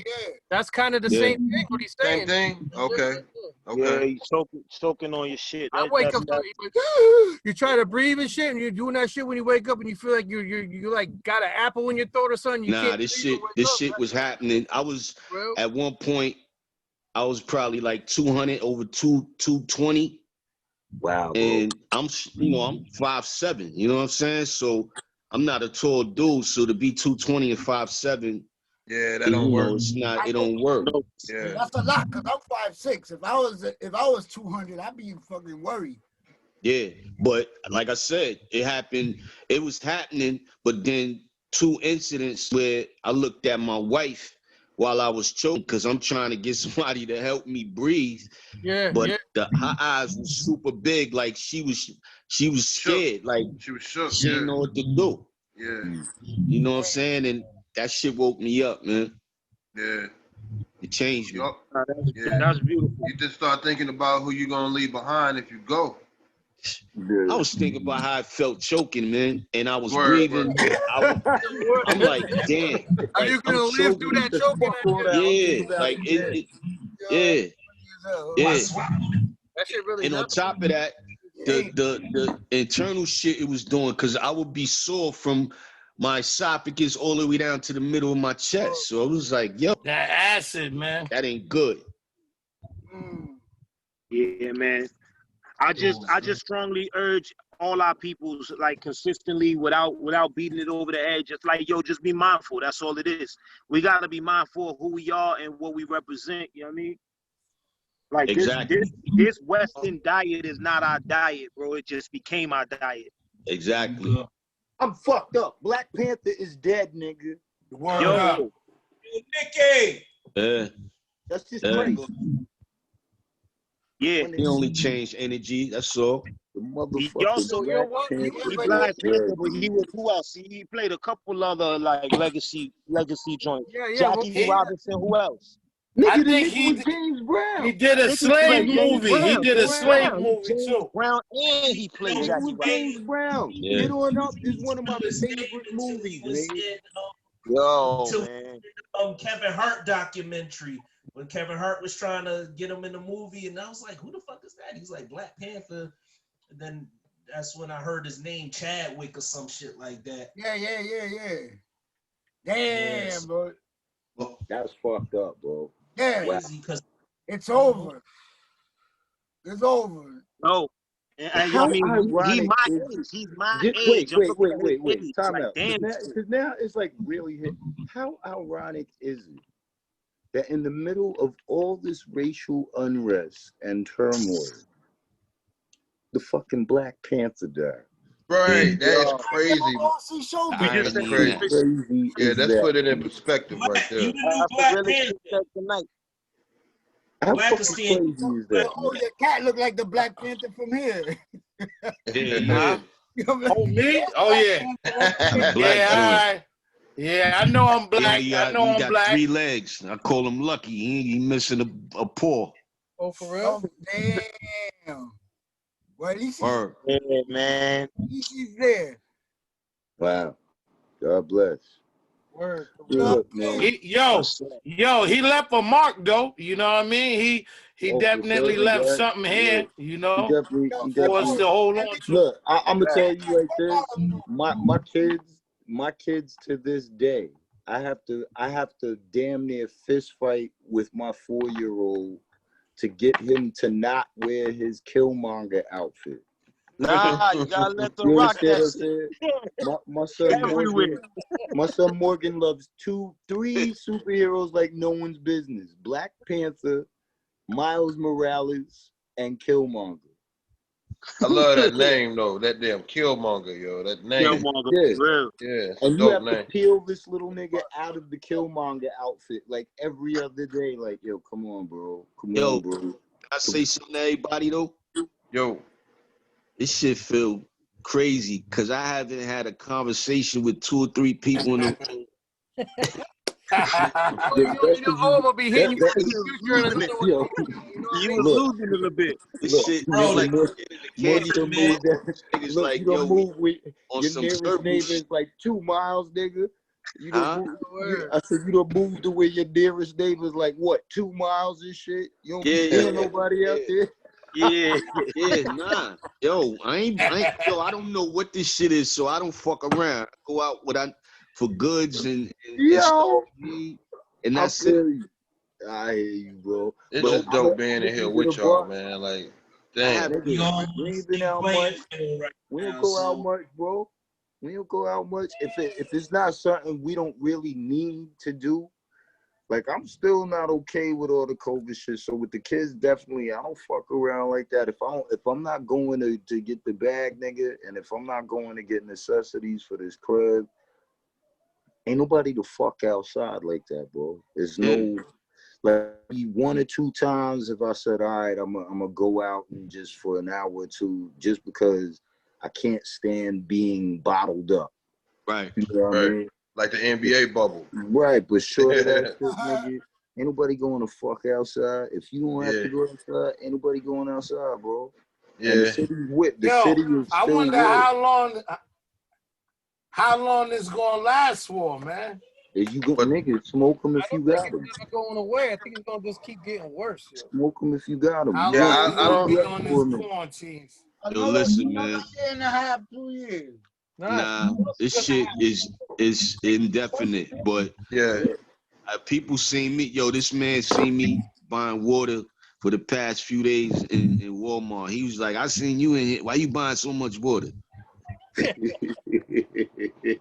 Yeah, I got a store in my storage room. Like, I'm not playing. Like, I'm like, yo, y'all think this shit is over with? Like, you better buy all the food, canned goods. Just stay on point. You know what I mean? Yeah, like, it's right next to the click-clack room. Yeah. In my opinion, I think we're gonna be wearing masks. Yeah. You know, the rest fam said Greensboro. I looked in the supermarket. They shipping stuff, produce from Greensboro to where I'm at. So yeah. I work at Lowe's, so I see everything, man. You know what I'm saying? Like, I see everything. How it go. You know, they ain't shut down because they need Lowe's. They need Home Depot. They need, you know what I'm saying, places like that. It's tough, man. I worked through the whole pandemic, so you know what I'm saying. It's crazy, man. You don't never know because, you know, I'm coming in contact with customers from everywhere. You know what I'm saying? And it's just like, you know what I mean? You just never know. Just mask up. 6 you feet. ask me, this is some alien shit. This is some extraterrestrial shit. Yeah, I agree. OC. It's like, yo, no, crazy. Come on now. Come on now. It's definitely population control. But this shit is therapy right now. Y'all laughing at me. I'm telling you, I ain't been around nobody, man. So yeah. This is some visual shit, and I'm like, yo, this shit is crazy. Like, I feel like we both got a blunt and we passing this shit around or something. Right. Yo, you know you been down too long. Nigga said, yo, somebody else got a blunt. And they gonna pass it around. For real, like, feel like I have the blood too. Nah, nigga. You stress. I'm glad you brought everybody in, man. Here, bro. Here. I'm gonna get you with I put it at your box. I know you be busy, brother. I know you be busy even when you're not busy. I know you're busy, man. Nah, don't make no excuses for me. I ain't busy. Like, right. You know I'm gonna hit you up. You know I already had you on 2 other. The same day-to-day like everybody else here. So you know, I ain't never fronted on you, Stress. Like you know, never, And you, I watch it. I watch how you post a lot of people's stuff on your page and everything. People, I'm like, them, just be supporting everybody. That's real. Like, yo, yeah, I try to do the same thing. Like for real, if I like that shit, I'm gonna push it. That's how I just, same thing. That's what this. And I'm a fan first, so you know. I ain't do this shit first. Like people did it before me, and people doing it after me, and people doing it during when I did it. But drive me. Your peers are supposed to push and drive you. Like that's how it should be. You know what I'm saying? And Reks putting the album out is not something that is regular. Like that's a big deal. You know what I'm saying? Anybody in here putting out a project is a big deal. This is, like I said, we giving people a piece of our lives, man.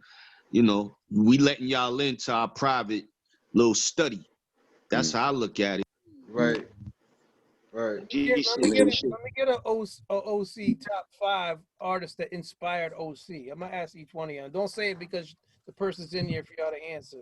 What's the top 5 OC inspiration MCs? Not like who you today or who made OC. Slick Rick, G-Rap, KRS, Kane. But overall, and I've been doing this as a recent, I think a lot of us are, I think everybody from the 90s to the, went to the cutoff point are blueprints of Grandmaster Cass. I've been telling everybody this as of late. Like Grandmaster Cass is the blueprint for Rakim, Kane, and they are blueprints. You know what I'm saying? Because they're a few years older than us, but Kane and G-Rap in them that's our blueprint. You know what I mean? Like, they was the evolution of what Cass and them was. But Cass, like I said, just for some reason, I'm on some different shit lately. I'm like, yo, Cass is the one. If it wasn't for him, it'd be nobody. Not in that style of rap. The style of rap, me, Mike, Nas, Rakim, Slick Rick and them, we wouldn't exist if it wasn't for Cass. You talking about hardcore rap, right? Yeah, let me get just rapping, like the styling on them. Like I said, Reks be styling on him. Like he don't style the way I style it. And that's why we individuals. Like Cass created that shit right there. Like Grandmaster Cass, if you go back and listen to his shit, he was styling on niggas. Him and Grand Poobah. People don't give Poobah that respect either to that degree. But Poobah come from their era too. Poobah ain't that young, man. Master Ceremony. Blacastan, who you picking? That's 84. Nigga Poobah was your my 5 inspirations to make Black. Yo, I was listening to LL Big and Deffer today too, man, and I was realizing that LL is one of my backbone like MCs, like with them first couple albums, because I was real little, but those albums, man, was very significant, man. Guru is one for sure, and even like CL Smooth too, like. Because those was the first dudes that I was able to really understand what they were saying. Because I'm still kind of young in this hip hop thing. So it's like I was hearing raps, but I wasn't able to internalize raps until like the early 90s. So like when CL, Guru, obviously Wu-Tang made me really, J. Rue the Damager is one of my major influences. You know what I mean? Those first couple albums right there, I religiously studied those. And it was like, wow, you know what I'm saying? But Guru, man. Guru, Raekwon, Wu-Tang, all of that.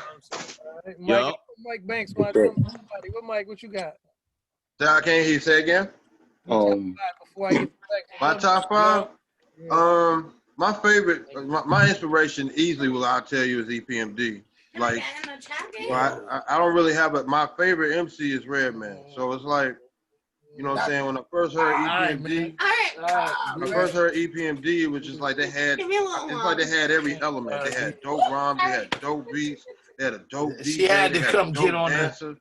It was just like they had what I wanted to do when I was rhyming. Like when I started rhyming, it was like that's who I wanted. When I seen them in Rap Mania, I was like, that's who I want to fuck with. It was just so dope, yo. It was just like for him and Chris and golly, I mean, even West Coast. I was a huge MC8 fan. You know what I mean? MC8 is. I'm a huge OC fan. I ain't gonna front. I'm a huge Mike Geronimo fan. You know, I ain't started really hearing Reks. My brother put me on Reks. My younger brother put me on Reks. Told you Reks is a time bomb. Yeah, B. Like I was scared to rap after I heard Reks. That nigga, I ain't want to rap no more. Really though, I was listening to a Reks song, and when he said a line when he said something about Lil Wayne one time. I heard that. I just took my headphones off, and I was just like, "Are you serious?" But it was just. It's just nostalgia right now for me to be in here with y'all, because you know what I'm saying. I've been rapping and doing all kinds, trying to be a rapper back in the day, and it's just dope being in here. You know what I'm saying? I'm stuck right now. Word up, I'm stuck, yo. Hey, My name, Reks. you know, niggas call me Mike Check for a reason. You know what I'm saying? Reks, what you got? What you got, Reks? Who you five, man? Well, salute to everybody in this conversation. I highly respect y'all, and you know what I mean. I appreciate, you know what I mean, obviously this moment to super build, not just even like just a super genuine build. I love it. And I mean, when I'm talking about the people who truly inspired me, I would say KRS-One would be number one. He was like the A1 for me. Listening, he was truly the teacher for me. I love Scarface, you know what I'm saying? Scarface was a big one for me. You say that. I see you say that in the interview, yeah. You know, I didn't know nothing about that neighborhood him coming up in, but I understood the neighborhood just hearing his voice, you know what I'm saying? So Face was big. Especially like not knowing his neighborhood, but like knowing where I was coming from. A lot of people don't know it's a lot different, but like, yo, it's a wild neighborhood to come up in Lawrence, Massachusetts, man. So yeah, it is. like I really respected that hearing Face. Nas was a big one. Nas was a super big one. And then like some local homies, Crumb Snatcher was a Yes. cat That's Chris, boy.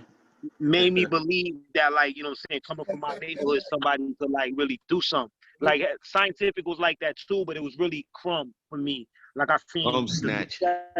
Yeah, Crumb, boy. Closer to God and all that shit. And it was like that was big for me. And same thing with Edo G. Like, yo, Edo. those two dudes was like very instrumental coming from where we coming from. You know, but I mean that list changes and can go all the time. Like real talk, like my respect for Mike and OC, like on a genuine tip on like what y'all have done and mastered in this craft.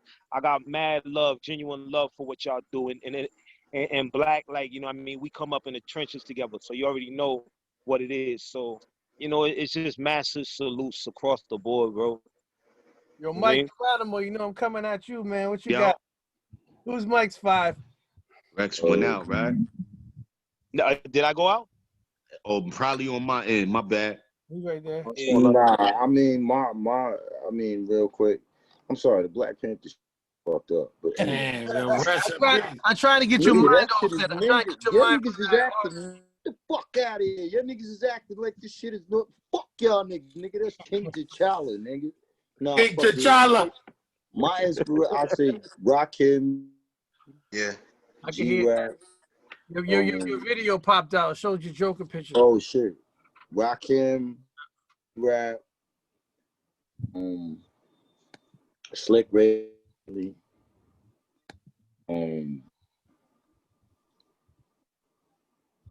KRS-One to a degree, and LL. That's four. LL, man. LL, boy. LL. Yo, LL had real lyrics, man. If you listen to them old albums, yo. All you gotta do is listen to Murdergram. You pop in Murdergram, you like, yo, that's vintage LL. Yeah. I mean, LL, he the GOAT for me, man. Yo, he had concepts too back in the days. Yo, he had concept records back in the 80s, dog. Like super lyrical shit. I'm waiting for to hear Fat Joe to interview OC. Fat Joe is one of my guys too. I love Fat Joe. Yo, Jealous One's Envy is one of my favorite albums all time. I need OC. He's DITC. He's got to be on that shit. I need to see that shit. Nah, you see his show, right? The name of his show is Oprah. Oprah, yeah. No, not in a bad way. You know, Joe Joe did this early before people jumped on it. So when He's people, a celebrity, yo. Yeah, Joe is a bona fide superstar, man. Yeah. Like, yo, but he's part of your team. He's in your no doubt. He always recognized DITC. He always salute DITC. All the time. I told y'all early. Him and Big L was out for superstardom. Y'all think I'm bullshitting. L would have been worse than what people thought. Rich and famous. What brought you to DITC not being from the Bronx? Like, you know what I'm saying? What brought you to the deal? Was it Buck Wild brought you? Nah, I was on tour with Organized Confusion, the very first Source tour. And I met Lord Finesse on that tour. And Lord Finesse had Buck Wild on some dates. That's how my connection with Diggin started. Oh, that's dope. Cause I was wondering, like, because you're the only one that's really not from, I mean, besides Big L, that's from the Bronx and shit. Mm-hmm. You know what I mean? That Yeah. Like, you know what I'm saying? Yeah, I met Ness on the tour. He's the glue to Diggin, man. Yeah. Is Kid Capri DITC? Kid Capri and Premier. And Premier. Premier. Yeah. Party Artie was part of DITC too, or? That was part of, he was part of Diggin', but he was the Ghetto Dwellers, which was AG's groups. You know what I mean? That was his GD. Hey, I got a question. What happened to DJ Mike Smooth? It was Lord Finesse and DJ Mike Smooth. Wasn't it Mike Smooth? You like ask Lord Finesse. Yeah, it was Mike Smooth. Yeah. Yep. Who was OC official DJ? Who was your DJ when you were doing my DJ to this day, or our DJ is Eclipse? Boogie Blind. Boogie Blind. Oh, Boogie Blind. Was Rock Raider. Yeah, he was Rock Raider's protege. Hey, R.I.P. DJ Shay too, man. Shout out to Rob. Yeah, R.I.P. DJ Shay. Yo. R.I.P. DJ Rock Raider. But Rock Raider was Boogie Blind was Rock Raider's protege, and that's how we got introduced to Blind through Raider. Yo, Raider Boogie Blind is nasty, boy. Yeah. People don't realize Raider did the scratches on Time's Up and Ozone. Wow. He did the scratch on that. Those were just demos. And on Mike joints, yup. Those were just demos. Those wasn't meant to be songs. They were just demos, right? And you turn it into songs? What, for Word Life? Yeah. Because you told me you had Ozone was one of those. And Ozone and a couple of other records was already done before I got a deal. You know what I'm saying? And they turned it to Ozone was done over like 3-4 times. I remember when I interviewed you before, you told me when Buck Wild first gave you the Time's Up beat, you said it wasn't easy to approach it. It took you a minute to write that shit. Yeah, nah, the actual science to that was Pharaoh's record. This kid, you remember Prestige, right, Mike? Yeah. Prestige gave March the record, March the sample, a loop of that. And March is a laid back, smooth, type nigga, and I heard the beat in his crib when he played it for him, and I was like, yo, a week later, like, yo, what you gonna do with that? And he was like, I'm gonna think about. So I found out what the shit was, because he was dragging his feet on it, and I was like, nigga, Buck, you know what this record is? And he was like, hell yeah. And we hooked that shit up. And I told Marge, kiss ass, kick rocks, and I'm taking it. Got jacked. Is it true that the Black Rob Whoa Out beat was given the pun before it was given to fucking I heard Busta Rhymes passed on that too. Nah, we had it first. Digging, when we was doing the first Digging album, I actually picked that for the album, but everybody wasn't feeling it. Damn, that beat fire too. Yeah. He's really giving out jewels right now and shit. Like, yeah, that was our pick first, and you know, niggas ain't like it. Couple of niggas in the crew ain't like it. I Love You was my record too, before Faith. You know, that was my shit. I got a record called Master Your High to that. What did I use to love you? Hey, nope. So what's OC's favorite record? I Love You. Oh, okay. That's my record. Wow. Faith, yeah. Yo, you got on this record, you got the joint with Change Your Face. Is this the one with Change Your Faces on it? Yeah. I remember seeing that record. I might have it too. I think I had that shit too. Yeah, featuring Change Your Faces on it. OC, what's your favorite record? Your favorite record that you really like to this day? Like you're happy you made that record. I can't. What's that? What's your favorite record you made to this day? Dangerous. That when it comes on, you're still happy. Words you say. No, I said, can you hear me now? Can you hear me? Yeah. I said, what's your favorite record to this day that when you play it, you still happy to play that shit? Your favorite record, period. Somebody transfer. Yo, you sound like a GoBot right now. Can you guys hear me? Can you guys hear me? Took it back on a GoBot. Hey, come on, Scooter. You gotta. Hey, Scooter, you gotta talk to leader one a bit louder than that. You gotta talk to leader one. Shit, I think sound like a GoBot right now. Like the leader one. Nigga said you the government cheese. Transformers, nigga. You asking what's your favorite album that you recorded? Your favorite out of anything that you put out. Your favorite song, Off your catalog. Y'all gonna hate me for this, man. Oh shit. On the list. My favorite album or a song? One song. My Soul to Keep or for Bon Appetit. I gotta go back. I got Bon Appetit on a cassette, yo. I got that cassette of that joint. I'm gonna say this shit now, man. It's years later, and Jay's my man, but I think Blueprint was a bite off of Bon Appetit. Oh wow. Wow. Which one? Oh, she said Blueprint. He said Blueprint's my favorite Jay-Z album too. That's crazy. That's probably why, because it was a bite off of Bon Appetit. It was the same time? That was around the same time? No, it was after. Well, Buck was why you say that, Because while I was working on that album, Buck was going to play joints for him. So he played some record or for Bon Appetit to you know, over there wherever they was recording. But think about this. Buck was working with me, Mike, Jay, DM, all of us at the same time, you know, Biggie, like. So Buck, I was like, yo, why the fuck you gotta play records for niggas, man? Yeah. Like Buck would play record niggas. You know, that's what we did. We didn't say it to each other back then, but I heard a couple Mike records while he recorded Mike's album. I'm telling Buck now, Mike, but I heard a couple of records already. Yo, Mike Geronimo, what's your favorite record? Favorite record from who? From you. From me? Yeah. Your own favorite shit. He don't like listening to his own shit, Stress. I don't like. I got a question for Mike Geronimo. When you did Master IC video, how cold was it? Because every time when I was growing up and I was watching the video, I used to be like, yo, this is nothing but a winter time, you know, winter music. And when I was watching that video, I used to be like, yo, I'm about to go out and blow some smoke out my breath right quick. You know what I'm saying? Record is that? Like that.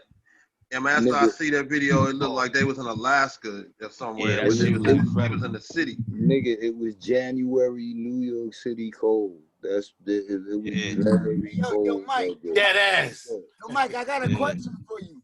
What's up? What kind of bud was that? Because you look lit. I wish you could have passed it virtually. This is called, this is Jungle Love. Yeah, this is Jungle Damn. Yeah, I gotta give you Jungle Love. Hey, Jungle Love. that Morris Day shit. You know, Blacastan, what's your favorite? What's up? Blacastan, what's your favorite record that you did? The Life of the Tape, man. You know that. That's the album. That's the album. What's the? Oh, Life of Tape is okay. Yeah, Yo, Life of the Tape, man. But Yo, you told Black, me. But you told me you're getting sick of. That's one of my favorite. You told me you're getting sick of performing that shit. Like I got to perform this shit again. Sick of it all together, but you know, shit. That's it. You know that was like one of my magic moments, like Mike was talking about earlier. Remember you played it, and Elder Sensei was there, and he was like, "Yo, play that shit again. Play that shit again." I remember that shit. I remember that, man.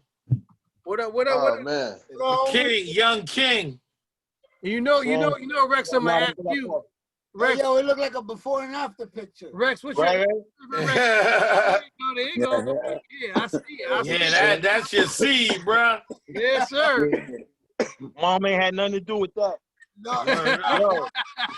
You know what I mean? Just say goodnight to JoJo. Don't go far. Nah, because that's still over there.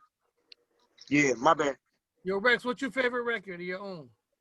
I think for me, Primo. Probably the joint Mr. Nobody or this joint Jump Shots. Probably Jump Shots. That's a Buckwild record too. Yo, Nobody was dope. Hey Rex, I like that joint where you imitate all the rappers, B. Oh, okay. I like that joint where you imitate all the rappers, B. That's five Mike. Yo, I quit rapping, man. After I quit rapping, man. Never that, but yo, that's love. That's love. Come on, Black, man. what made you start rapping again? Yo, I ain't start rapping again. That's not me. You know what I mean? There you go. I'm a bystander, man. You know what I mean?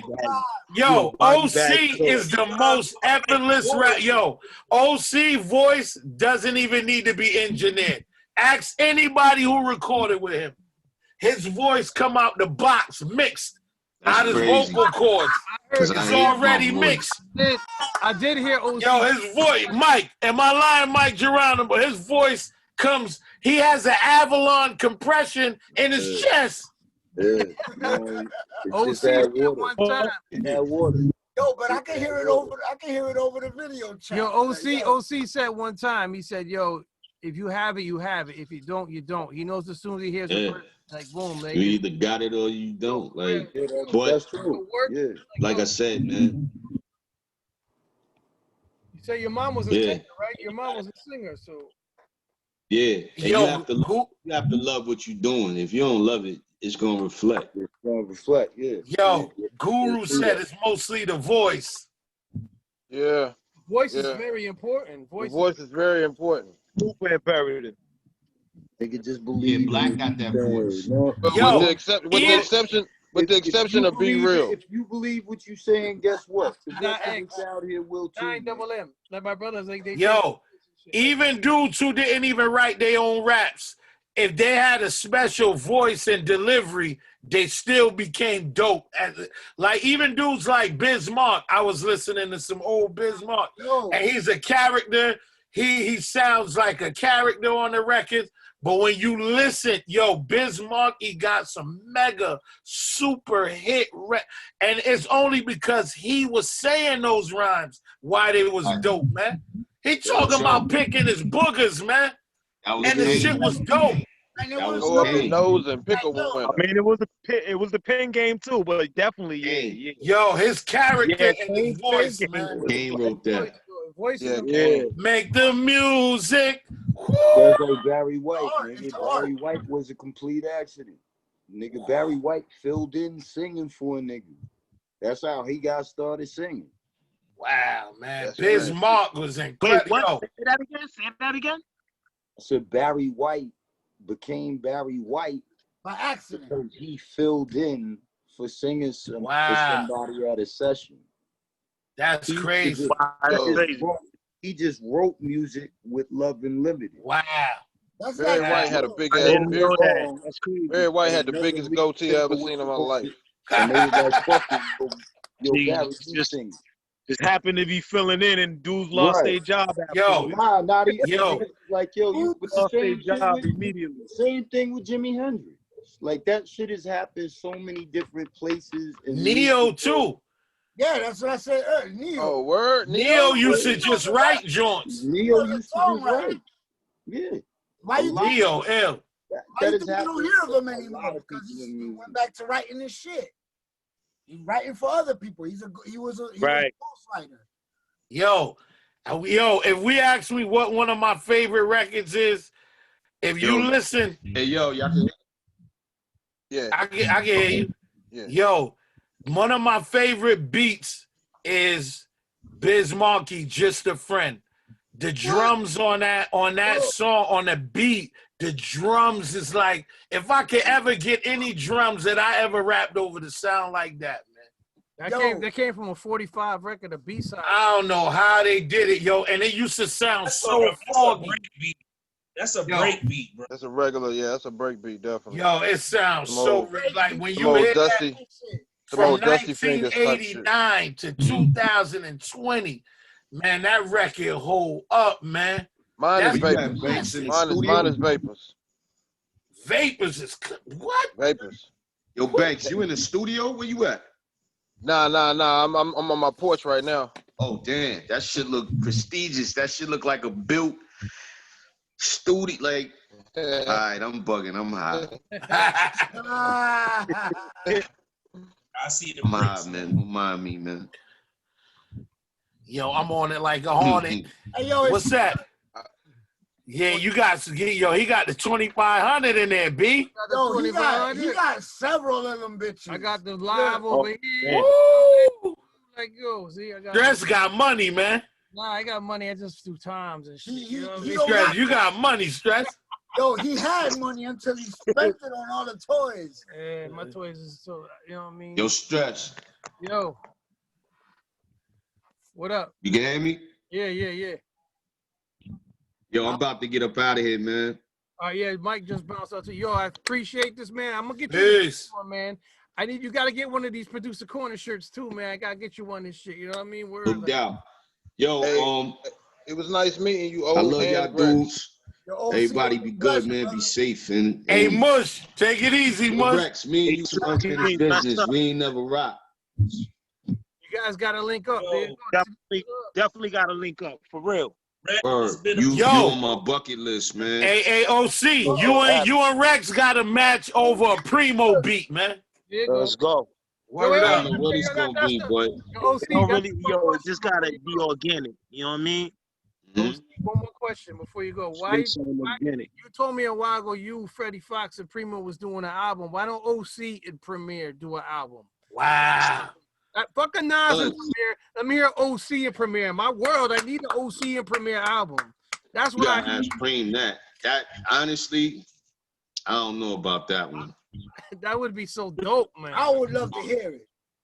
I would love to hear it. My World is top 5 best songs in hip hop. It's my world, and I won't stop.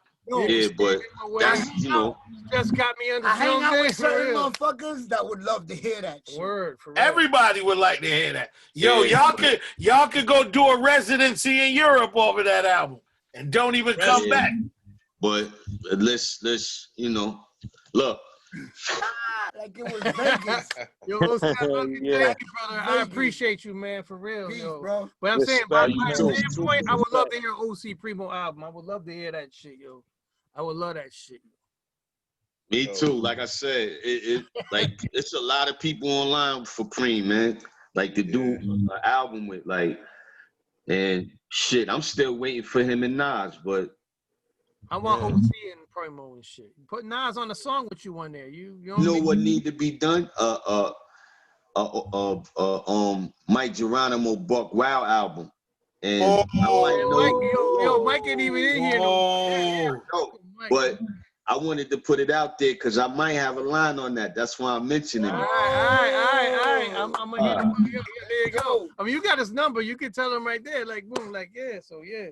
I want to hear Reks and Alchemist, or OC Reks and Alchemist.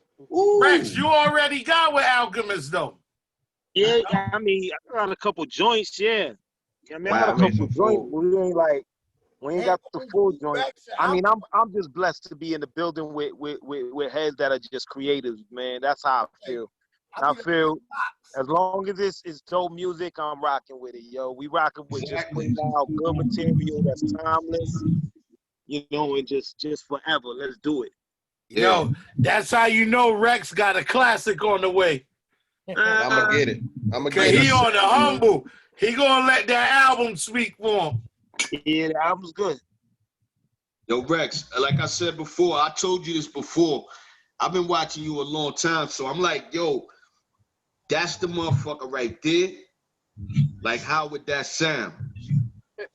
Man, you know what I'm saying? Like, that, I appreciate it. I know Black, and I know how me and Black mesh, and I know me and Black can make music together. All but day. I never, like, you one of those guys that I'm like, damn, like, how would that sound? Right. Yeah. You know what I mean? I hear you. I always appreciate you, man. Like, yeah, I mean, you know, that goes without saying, King. Real talk with you. I mean, like I said, day one and to this day. You know what I'm saying? Even with the work with App, the work with Apollo. You know what I'm saying? Everything, man. So it is what it is. Yeah. Well, we gonna connect, man, because I just started working on the record today. So, you know, I was in the lab earlier and I was tired. Say the word, and it's likewise, man. I'll definitely be in touch, man. We gotta make something happen for real. Definitely. Brothers got emails because we producers corner. We got hella beats and hella producers, bro. Yeah, and I'm one of them. I'm right here in NC with you, OC. Dark Park Productions. Producer. Peace, brothers. I'm out. Yeah, I'm out. Likewise, I gotta put the young king. I'm gonna get up with you. Black, I'm gonna get up with you. Stress, I'm gonna get up with you. All right, brother. Peace. All right, salute. What's up, Kings?